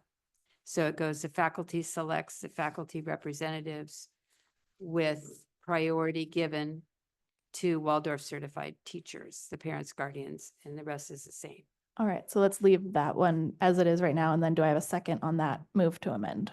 Oh, you don't want to do all of them? No, it's gonna get too confusing. Okay. I know that's what I said, but I changed. I move to amend. No, do you second? I second. Okay, so this is just the amendment changing who must be to with priority given. All in favor of that amendment? Aye. Aye. Any opposed? All right, that amendment is accepted. Can I hear a motion for a second amendment? I move to on or around page 69, under element 5. The principal will be hired through a selection and approval process aligned with the district's process for hiring a new principal. The principal hiring committee includes the PCS superintendent or their designee. 3, originally it said Waldorf certified or trained teachers who are members of PFT, collective bargaining unit. Okay. The Waldorf certified or trained teachers who has been crossed out, so that now we have 3 members of PFT, collective bargaining unit, 3 CSEA staff members, 2 parent guardian members of the CAC, and 1 additional site principal from another Elementary School. Do I hear a second? All in favor of that amendment, please say aye. Aye. Any opposed? Hearing none, that amendment is accepted. And then, well, there's one more. Yes. Do you want to? Sure. I move to amend the charter petition on Appendix B, page 97. There is a sample schedule that shows Thursday as a minimum day. I want to be, the district, wants to be clear that minimum day is Wednesday to align with all of the other sites. All right, so I know I'm chairing the meeting. I'm I gonna, second. I'm gonna move to amend to cross out the word Wednesday, put the word Thursday, and then cross out the word Thursday and put the word Wednesday on Appendix B. Do I have a second? I second. All right, all in favor of that amendment? Aye. Aye. All right, so the district amendments are handled. Trustee Jen, Vice President Jen, would you like to? Well, I'm not sure Yeah. what this specific modification goes. That's the issue. The Yeah. two topics that I heard this discussion revolve around that needs amending is the family handbook, which doesn't Mhm. exist yet. And so I'm presuming it's modifying the language, to say a future family handbook. But I'm not sure where that is. And the second thing the second thing I heard wasn't in the charter, and it was addressed by Amy, which is a plan to integrate Valley Vista Stayers. So I've been looking, because the family handbook was one of my things. Everything I've been looking at over the past few minutes, it doesn't give me huge red flags still. I don't think we need to say the future, but I'm definitely open to hearing an amendment if anybody has one they would like to make. I've been doing Control F and looking everywhere it's mentioned. So Sheldon, you're maybe suggesting on the table of content, Appendix C, Family Handbook, future or to be determined at a later date, something like that? Okay, I'm gonna move to amend that instead of saying attached separately in Appendix C, that we say to be determined by, or to be approved by the Board of Directors at a future meeting. Do I hear a second? Second. Okay. I'll let Bree decide who was faster on that one. Did I? No, you both are too good. You're too fast. All in favor of that amendment? Aye. Any opposed? All right, so that amendment carries. So we've made 4 amendments in total, nothing particularly material. No, the fifth issue wasn't really a charter issue. It's just a discussion on the Valley Vista families who are staying. So does anyone have any other amendments they would like to make?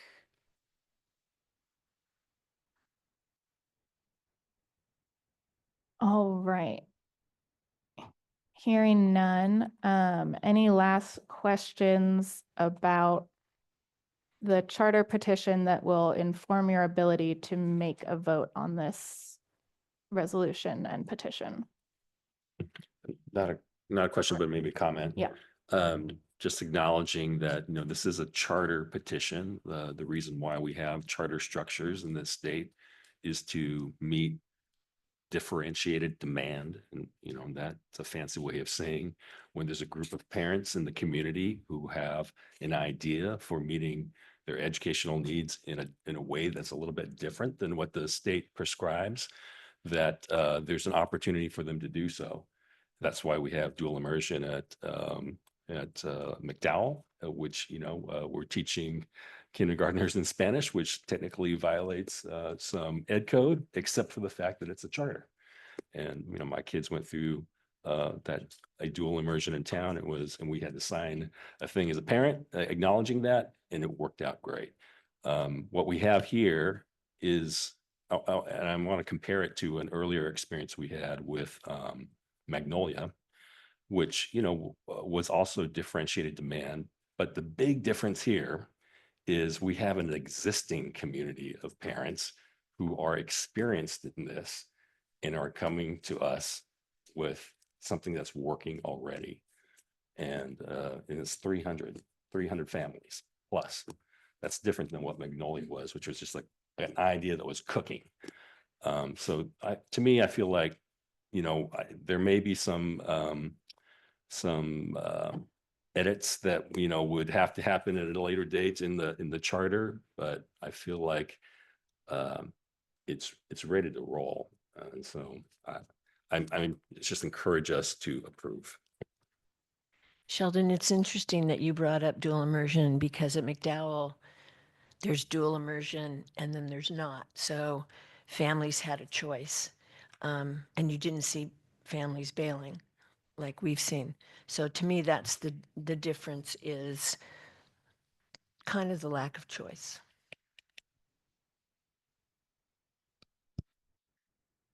I have a lot of thoughts swirling around. I very much want to approve this charter. I'm only worried that it's for 5 years, and I'm not against it being for 5 years. I just hate the idea that we can't edit it over the next 5 years. Can I have some reassurance that there's still ways to adapt and amend? Like, I know when we deal with Cherry Valley or Pengrove, when things come up, we are flexible enough to adapt to them. I guess I just want some reassurance from staff that if something ends up not working or something doesn't feel right to families, or we do notice huge disparities in ELAC families no longer being super involved and other families being are super involved, that we can adjust without necessarily amending the charter or, yeah. I want to say that language was in the MOU where any changes to the charter, there's a process for changes to the charter, and I think it's in collaboration with the charter school. That it's not just a one-sided change, but there's conversation and collaboration around what that change might be. I believe it was in the MOU, and it might be in the charter petition, but I can pull up what that specific language was. It's in the MOU, right? Yeah. Yeah.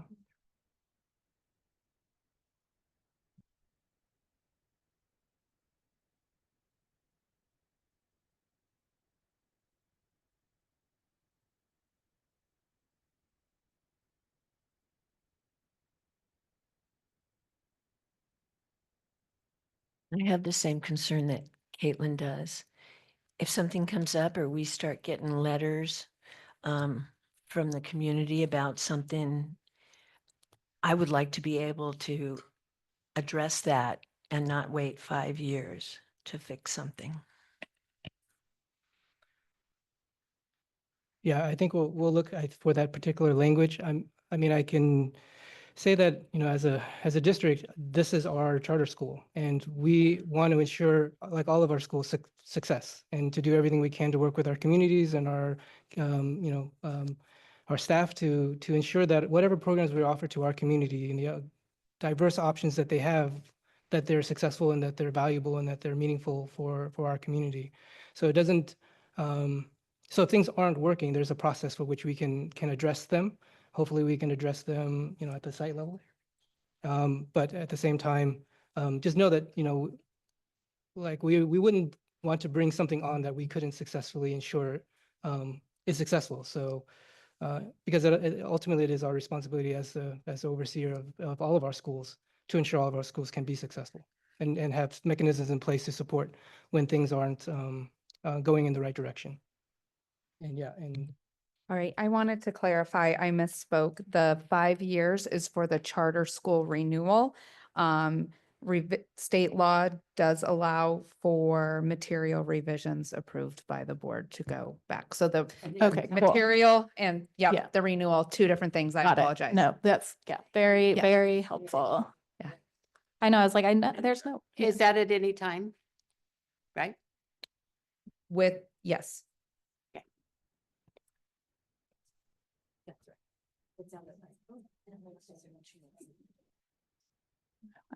Any other questions or comments before we go to a vote? Yeah. I just want to very quickly thank you to staff and all staff and Live Oak for, I mean, this has been an incredibly difficult journey for PCS, I think, and particularly for Valley Vista. Historically, I have an old friend whose kids grew up with my kids and went to Valley Vista when it was 450 kids. And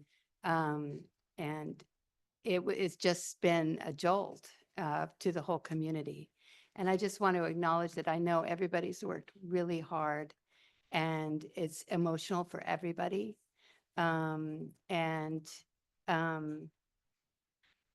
You know, I just want to thank you for continuing to do the work and to really take my, well, I think all of us, but my feelings about things and taking them into account, honoring them, trying to explain things to me, and I think to everybody else. And so I just want to thank you. I know it's been a really hard time, so thank you. Yeah, I know for myself, I'm asking all these questions because I want the school to succeed. And I'm trying to see into the future and prepare for things that may or may not arise.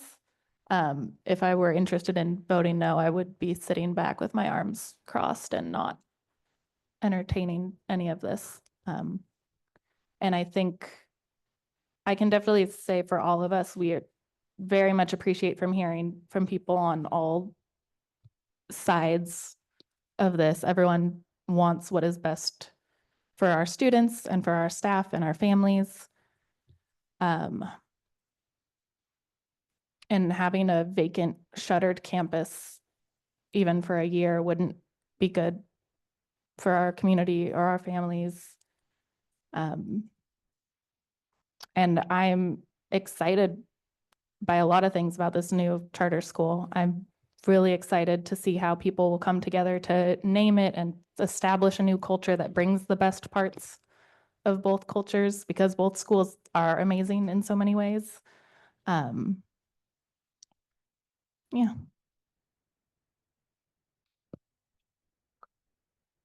With that, I'll call the question. The resolution of the amended charter, so the resolution's not amended, but the charter is amended. So I don't know where that leaves our motion. One moment, please, while I go back to. We voted on the amendments, yes, so I have to see. Yeah, but it's yeah, let's see.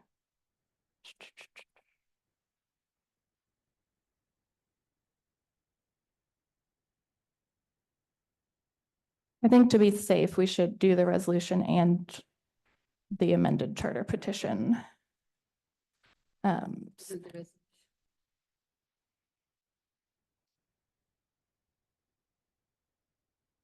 Yeah, if we only need to.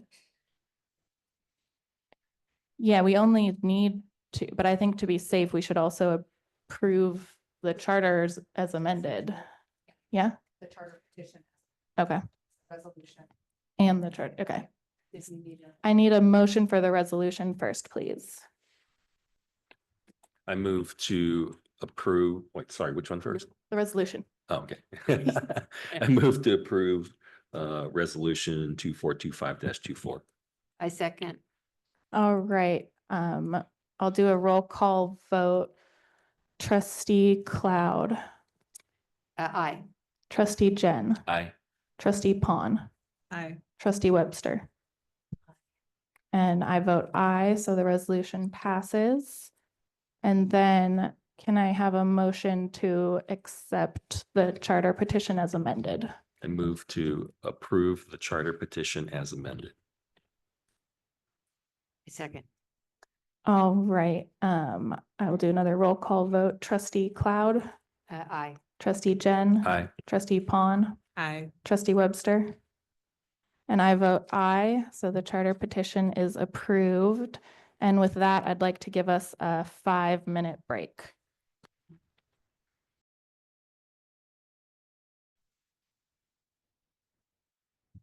I'm going to reconvene this meeting at 8:18.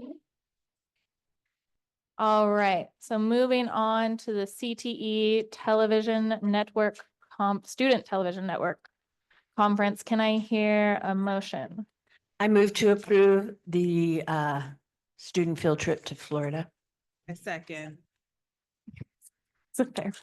Okay, so there's a motion and a second, so it's on the table. Does anyone have any questions or comments about the field trip or its funding? Go for it, Sheldon. Thanks.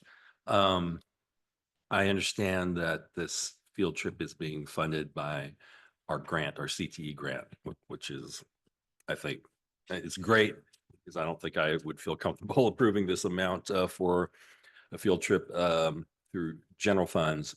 But my question is, has our CTE grant budgeted for this level of expense on field trips?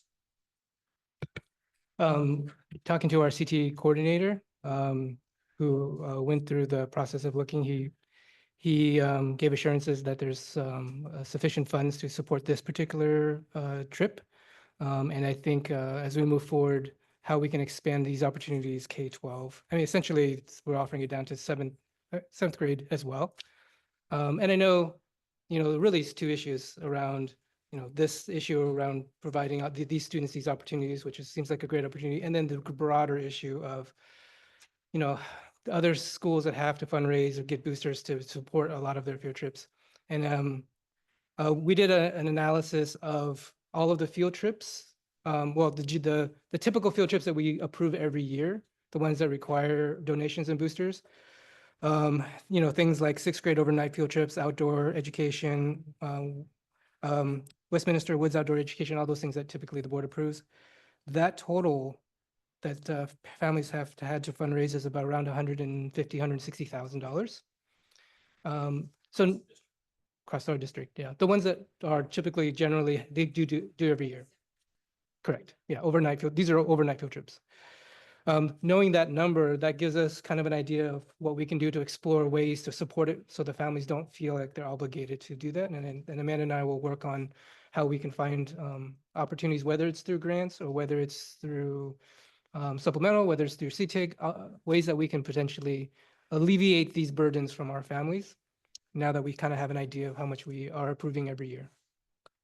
I would just like to talk about the value of this kind of a field trip. I used to take students to Washington, D.C., and just being around other students it's invaluable. And for a CTE conference, I imagine it's even more invaluable than it would be going to DC. But I just think these kinds of field trips, unfortunately, are expensive, but really necessary in certain areas. All right, if there are no further questions or comments, go for it. So I did want to know, because I searched just relatively quickly, just through some past board agendas and things to see if when CTAG was mentioned, and it wasn't mentioned often. So I was just wondering, and this doesn't have to be tonight, because I know I am springing this last minute, but how much is left in the CTIG grant, unless you have that right now? But then also, this is a large amount of money for a small amount of students. I am glad it's grant funded, but I would like for this to be like the norm, where we are able to fund these big ticket trips for students and chaperones and teachers at no expense to them. I mean, I know that we've seen the wildlife museum trips that are like $850 per student.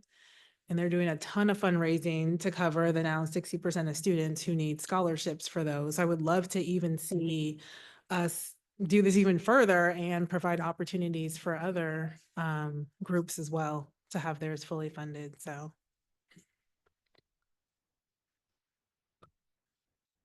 All right, then I called a question. All in favor of approving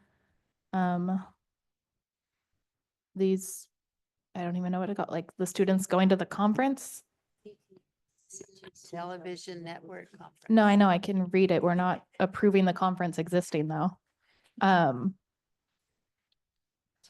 Yeah. All right, all in favor of approving the attendance of the students at the conference, say aye. Aye. Any opposed? All right, the students are going to the conference. And the chaperones. Please send them with chaperones. All right, moving on to second reading, update to board policy about employee use of technology. Can I hear a motion? I move to approve, update the board policy 4040. Second. Any questions or comments? We reviewed it last week.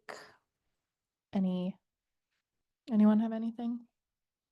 All right, all in favor of approving this update to board policy, say aye. Aye. Aye. Any opposed? All right, moving on to the second reading of update to board policy regarding student use of technology. Do I hear a motion?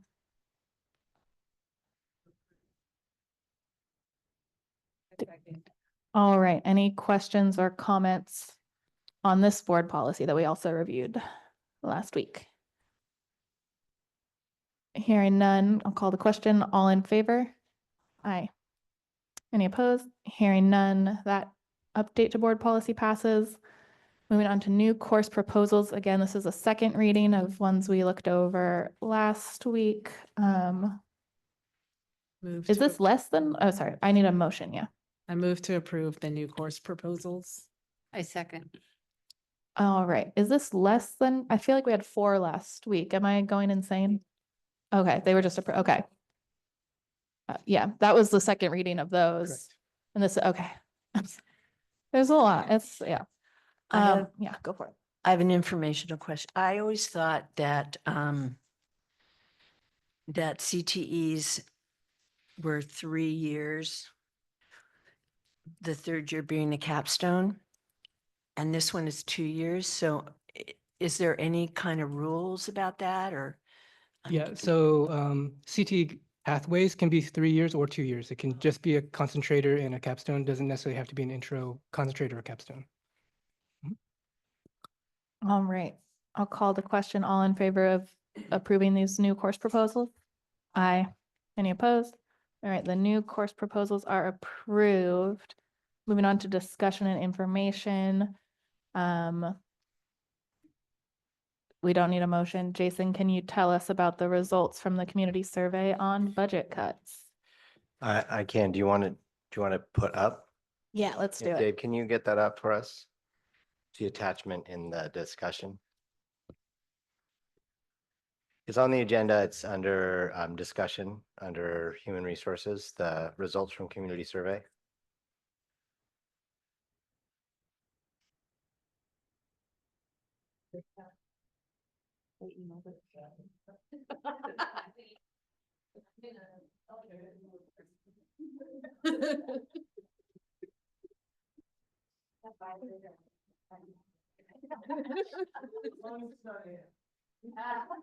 Okay, so before we go into these, let me give you a quick little background. I put some of it in the description, but so we held a community meeting.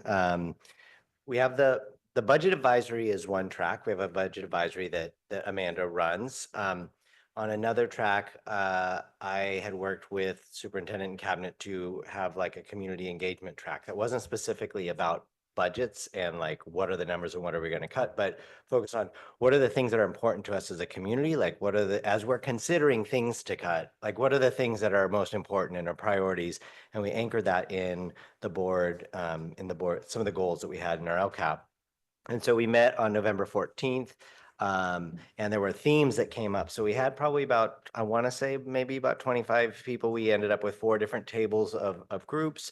It was, we had a good cross representation. And as we looked at all those results, some themes came up, and I worked with cabinet, and then I worked with Sheldon a little bit on taking those themes and moving. A lot of those themes were focused on like people or positions, and I tried to move that into a survey that asked questions, if you saw that, were more focused on the impact of those. So instead of saying like how important are reading specialists, like it was a question like it's very important to read by 3rd grade, or the things that those positions try and serve. So you can probably see the intention on that survey, moving it over a little bit. So So you could see some of these are self-explanatory, like I can't see what that says because I'm too far away. Wait. I have it here. Okay, hold on. I'm 53. I need my glasses for that. So obviously who took it? We had a large a large number of parents and guardians. We got good representation from our classified and certificated employees. Like, you know, there was a lot of people that did the survey in just the week times that it was open.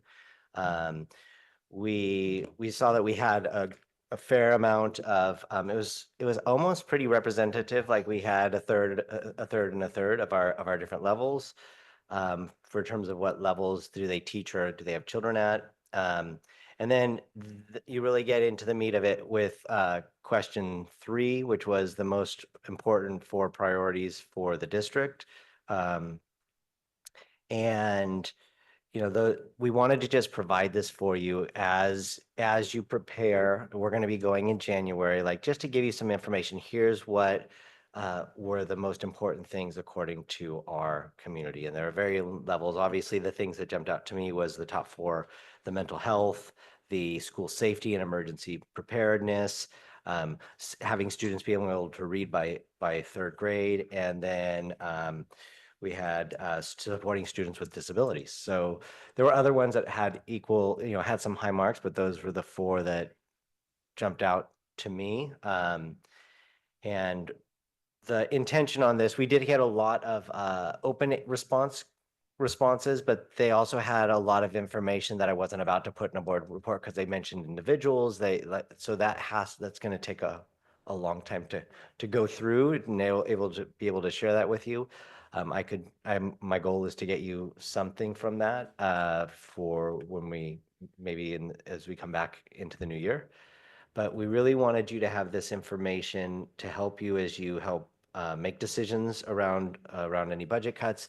And we're having another community meeting on this Thursday night. I'll be sharing some of these results. We'll be having some more dialogue, and we'll be able to share anything that comes out of that. Amanda's leading a budget advisory committee with our voting members on January 9th. And she's planning on the 14th being able to give you an update, because we won't be making a decision on the 9th. We'll be discussing things. We're hopeful that when we come back to you on January 14th, that given this data, given any information, that if there's any direction, any input, any guidance you want to give the budget advisory committee before they make the recommendation to the superintendent, that we have that from you at the outset. Like, we don't want to be discussing maybe putting something on the blocks to be cut that is, as a board, you're saying absolutely not. Like, we want to make sure we're being efficient with our time and considering the things that are reasonable to consider, if that makes sense. So just wanting to give you information and give you like the direction that we've been working at as a cabinet on how to move forward with engaging all parts of our school community as we go through a hard process of making some choices. So you didn't include other comments because they were more personnel related? There were some that were, and yes, I mean, we had, and off the top of my head, I want to say, we didn't have 800 comments, but we had well over 100 and almost 200 comments, and some of them were lengthy. Some of them mentioned specific people or specific positions by name or by position, but often even by name. And so that's one that we need to go through and make sure that we're sharing information with you that is like appropriate for a very public setting like that. So yeah, I would love to have had it ready for tonight, but it's just too much. So yeah. Anyone have any questions or comments? Oh, I love this survey. It's so different, and I found the results really interesting. Did you, I'm sorry, I think I missed when you gave the I mean, was it during one of the community meetings that you gave the survey, or was it sent to them afterwards? No, so the community meeting that we did, I had handouts, and we first we shared why we're doing this. Like, there is this budget process going on, and we want to be able to give the district information about what's important to us as a community. and I gave them a list of all the goals and the district goals. They talked in small groups to come up with, each group had, these are our priorities. And so they gave us 3 to 5 priorities in each group from those 4 groups. I then use that to develop, here's the themes that people are saying are important. And we use that as the piece to develop the survey that then went out to everyone. And so I think I put in here the dates of the survey. It was very short. Like it was essentially like a week, like it was a week survey, but it was, let's see right here. Yeah, it was from Friday, December 6th to Thursday, December 12th. So we did it just last week. Just last week, got it going, and then brought it here. So, but the community meeting was what was the first, like the launch pad into figuring out what are the right questions to be asking based on what resonated with our communities. Super helpful. Thank you. Okay, good. All right. Thank you, Jason. Moving on to future business. This is the part where we all cry. Our future business is that Vice President Jen is leaving us. So he's gonna say a few words. No, he's not literally leaving right now. I've been waiting for this. Yeah. I've been waiting for this. You guys, I am in my day job, I'm a professor, and my classes are typically 3 hours long. So buckle up, because I've got a message for you. No, seriously, I want to take this opportunity to express my gratitude, admiration, and best wishes to the people in this room and anyone watching online who have dedicated their careers to public education. I'm speaking directly to the teachers, staff, administrators, and leaders of Petaluma City Schools. And I hope the families who are listening to this consider it a call to generously support these workers who have dedicated themselves to educating our children.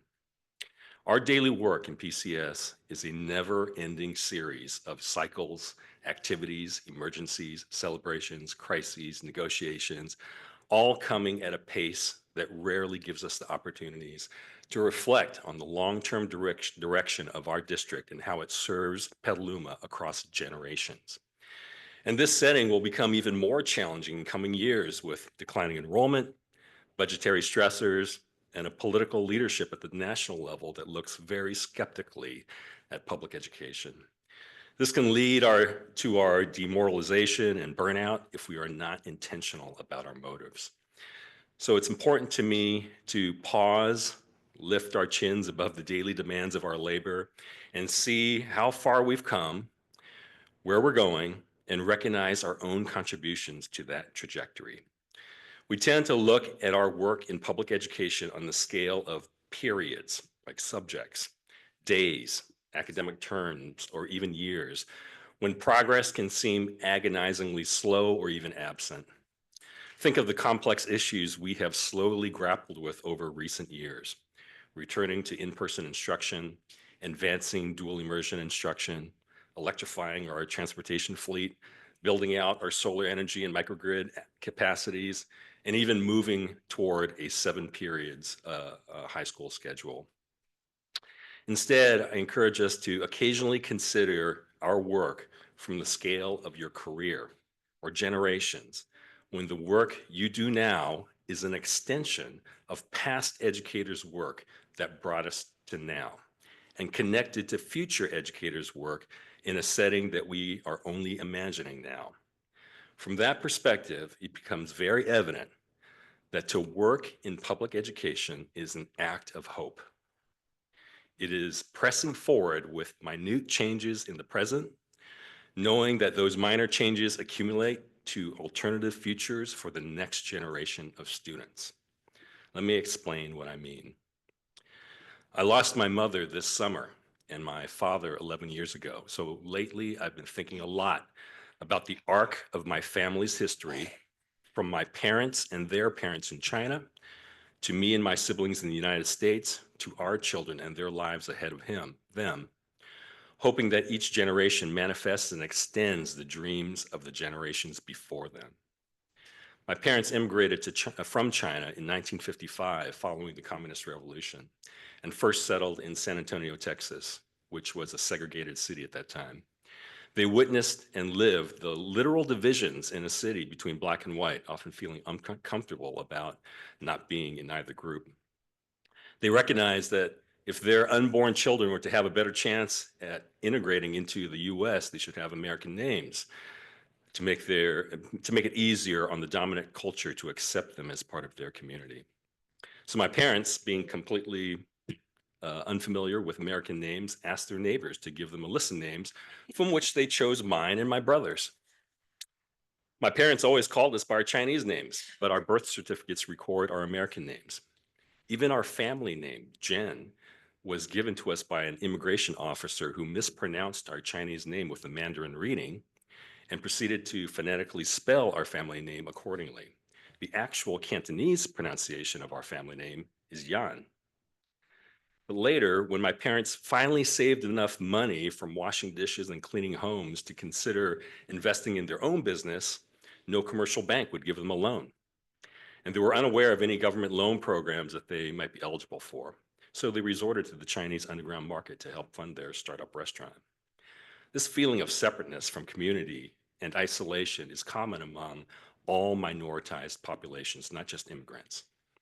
So when I learned of these things, these experiences of my parents in the US when I was in my 20s, I asked them what seemed to be a logical question.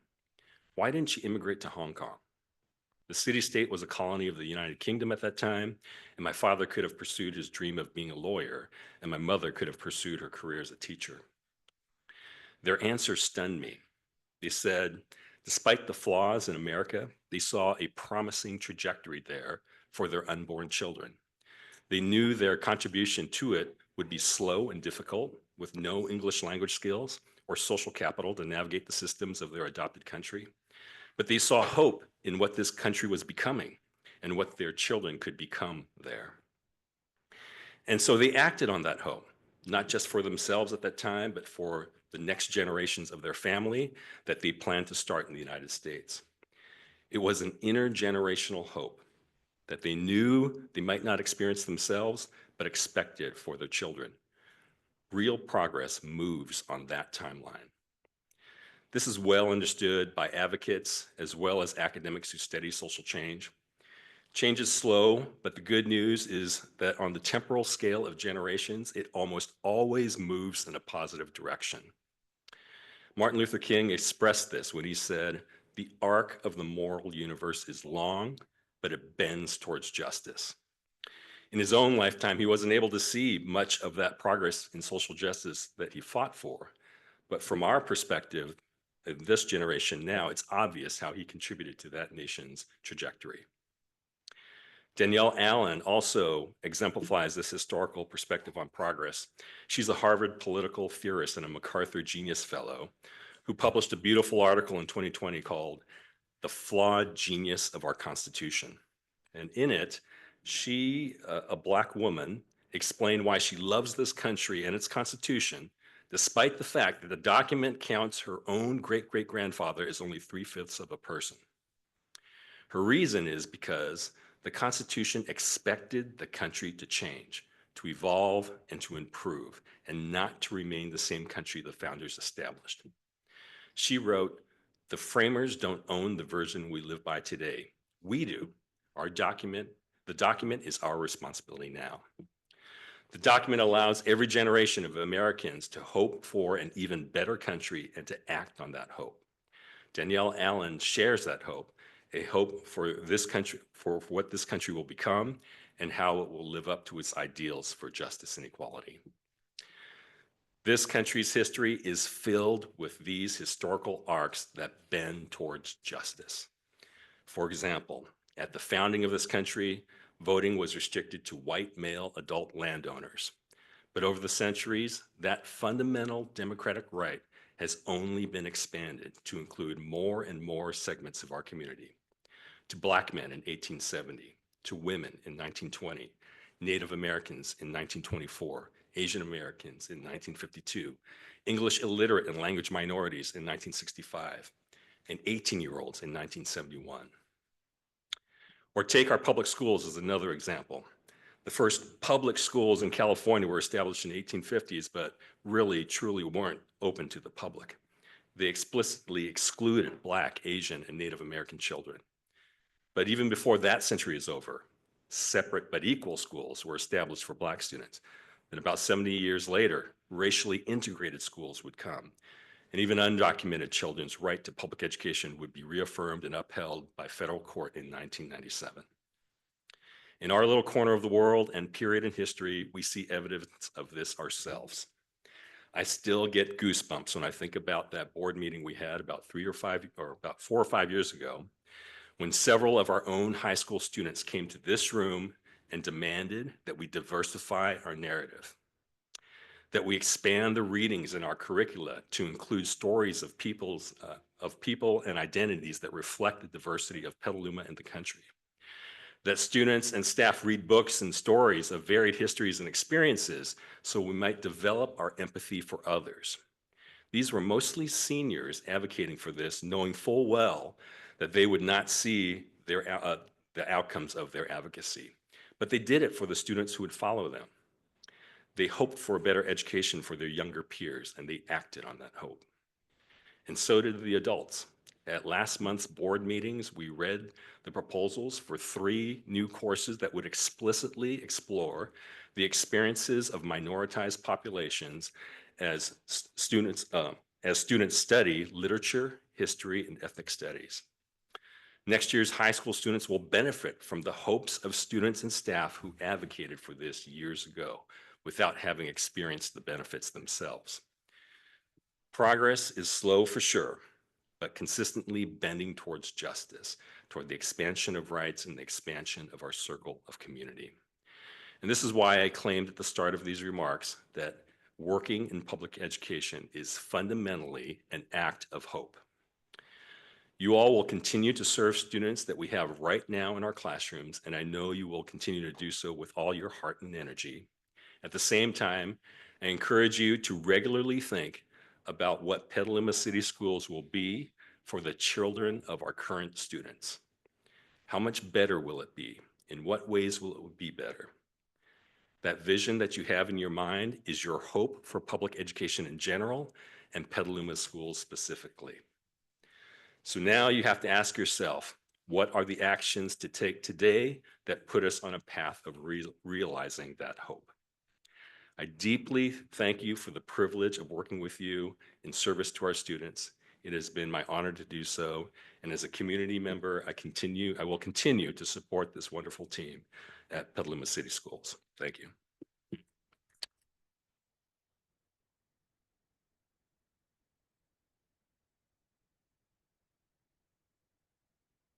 Thank you, Vice President. Now I'm gonna cry. Yeah. Do I leave now? No. Yeah. Sheldon, we'll miss you very much. You've been incredibly appreciated on this board. Your ability to form questions, I think all of us are thinking and can't quite. Oh, no, she's crying. I'm gonna cry.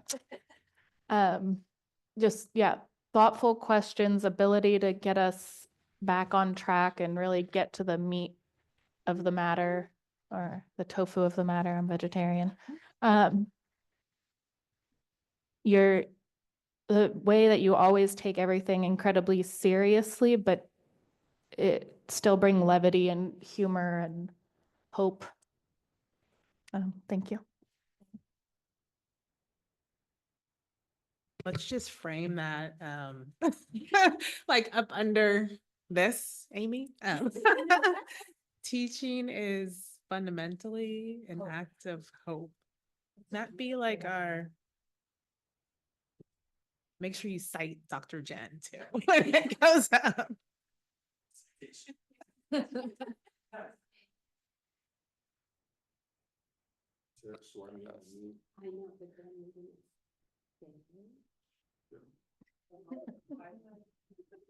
Yeah, because we do have.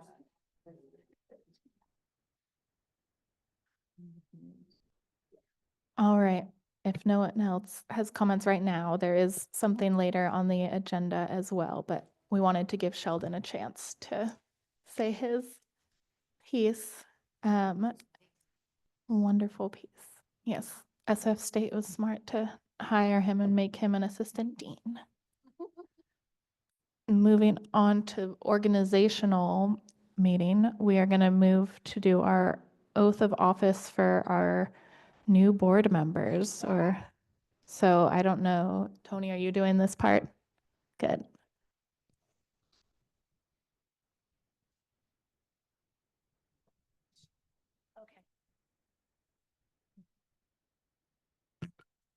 Then I would ask Ryan Williams to join me at the podium.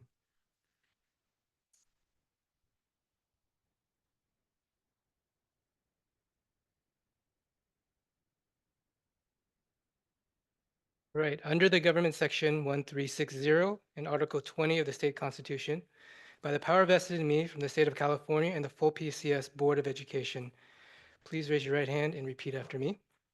I, Ryan Williams, do solemnly swear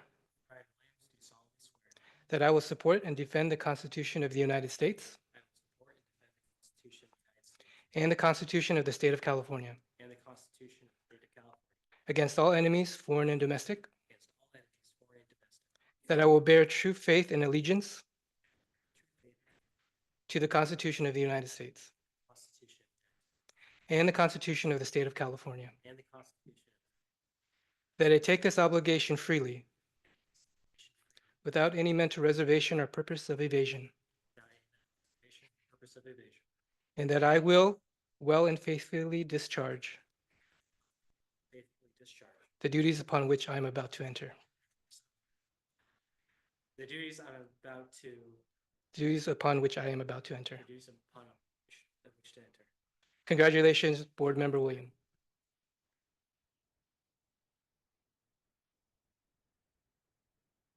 And congratulations to Ryan's family as well for being here. Thank you.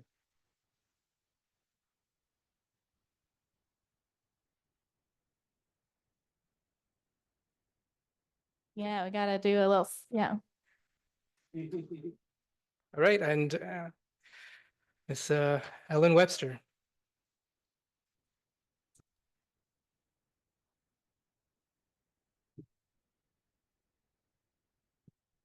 Okay.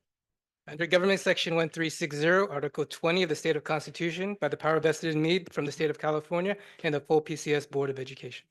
Please repeat after me with your right hand raised. I, Ellen Webster, do solemnly swear I, Ellen Webster, do solemnly swear that I will support and defend the Constitution of the United States that I will support and defend the Constitution of the United States and the Constitution of the State of California and the Constitution of the State of California against all enemies, foreign and domestic, against all enemies, foreign and domestic, that I will bear true faith and allegiance that I will bear true faith and allegiance to the Constitution of the United States to the Constitution of the United States and the Constitution of the State of California, and the Constitution of the State of California, that I take this obligation freely that I take this obligation freely without any mental reservation or purpose of evasion, without any mental reservation, say it without any mental reservation without any mental reservation or purpose of evasion, or purpose of evasion, and that I will well and faithfully discharge will faithfully discharge the duties upon which I'm about to enter. duties upon which I am about to enter. Congratulations, Board Member.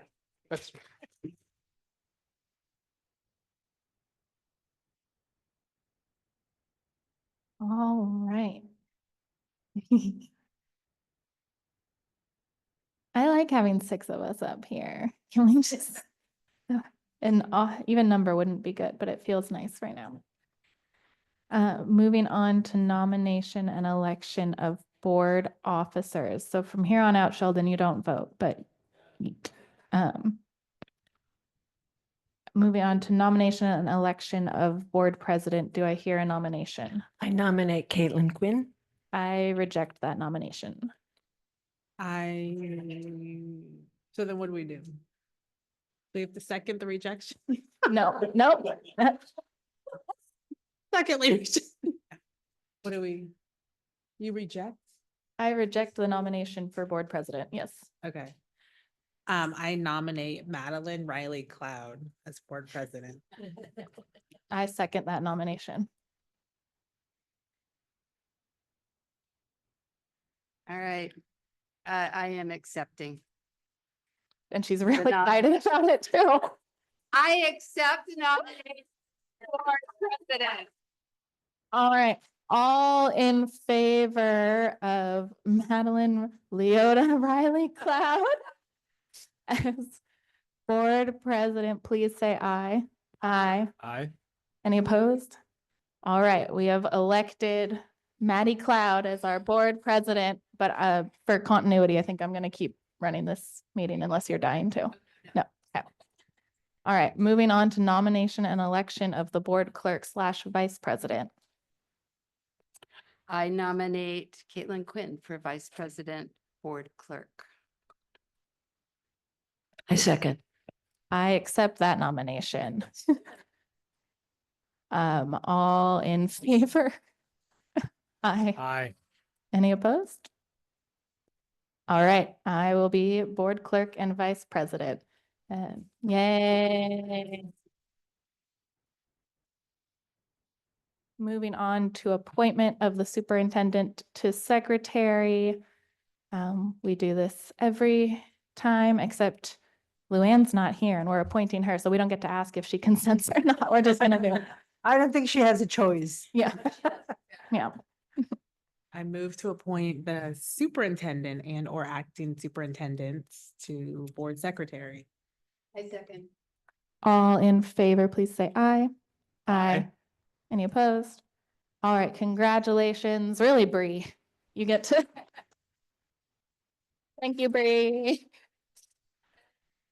Secretary's the secretary. All right, moving on to selection of representatives and alternative representatives to fill vacancies to the Sonoma County Committee on School District Organization. Can someone remind us what this is again? I know we do it every year. Yeah.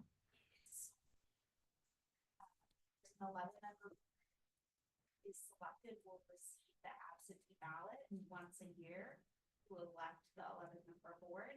There's no other function to the commission. Great. I move to nominate Ryan Williams. That's who I was gonna nominate. I second.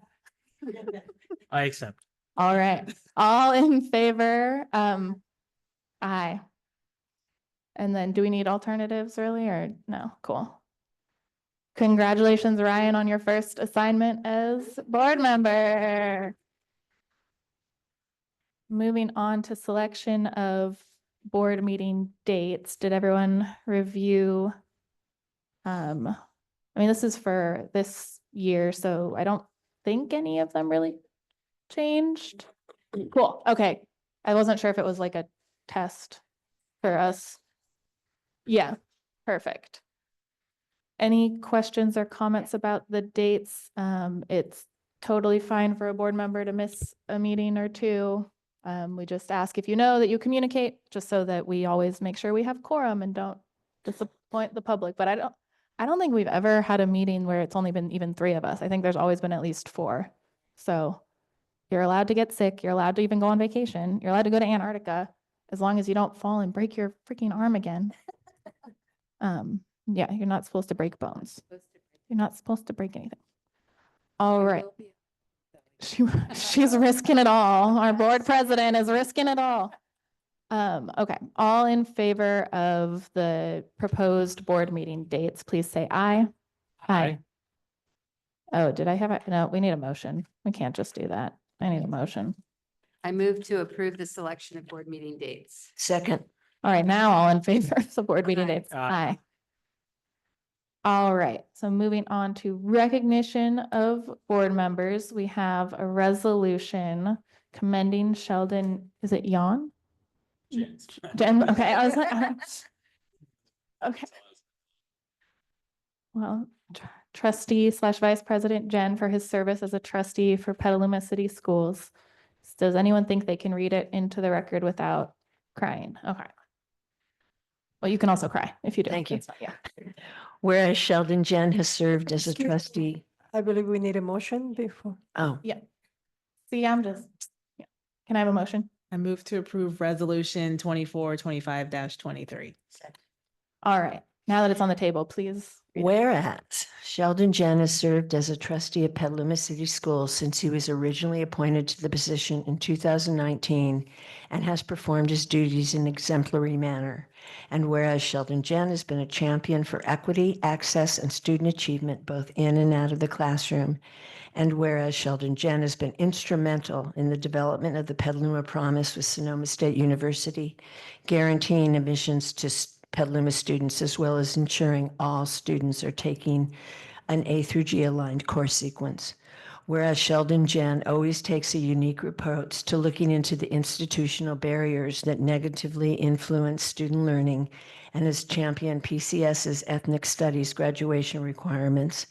And whereas Sheldon Jen has frequently used his insight and knowledge to guide Petaluma City Schools through complex challenges, such as those posed by the COVID-19 pandemic. Now, therefore, be it resolved that Petaluma City Elementary and Petaluma Joint Union High School District's Board of Education does hereby commend Sheldon Jen for his dedicated service, expresses its appreciation for his tireless commitment to the students and families, and extends its best wishes for his future endeavors.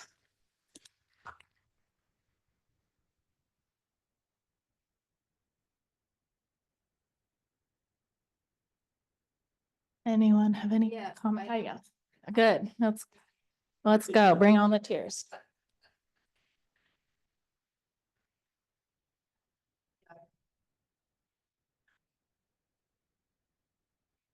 From the beginning of our work together on the board, well, actually even before the beginning, when we were interviewing you for the position, the last question we asked was what question do you have of us?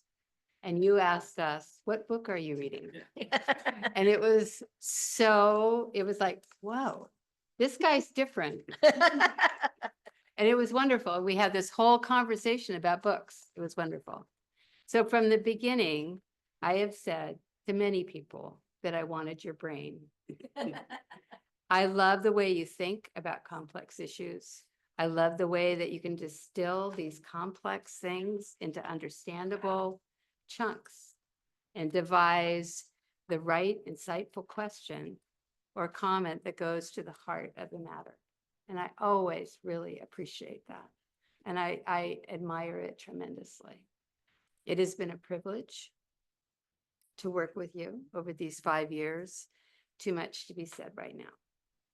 I will miss you and your brain, your humor, your congeniality, and your presence. Little things and big things. You have changed our district. And you help me focus my thoughts.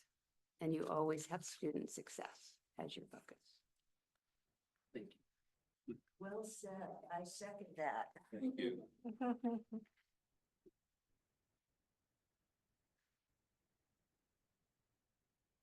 I already said my piece because I got too excited. I did.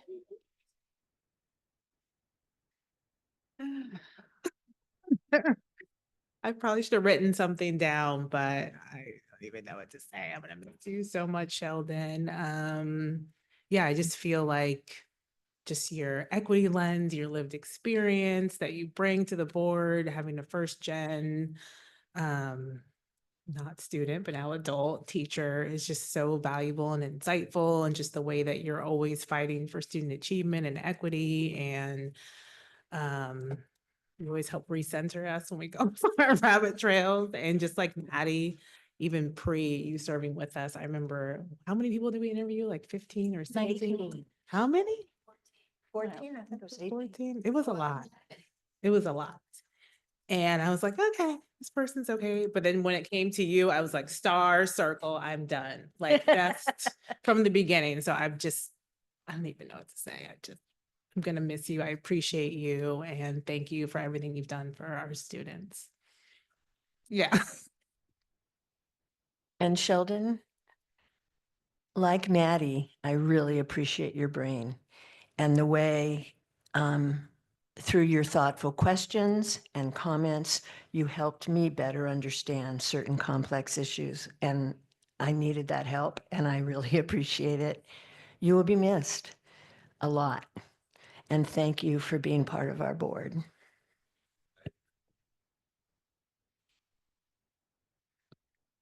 All right. I don't know if we need to amend the resolution, but Williams is voting on it, not Jen. Just putting that out there, yeah.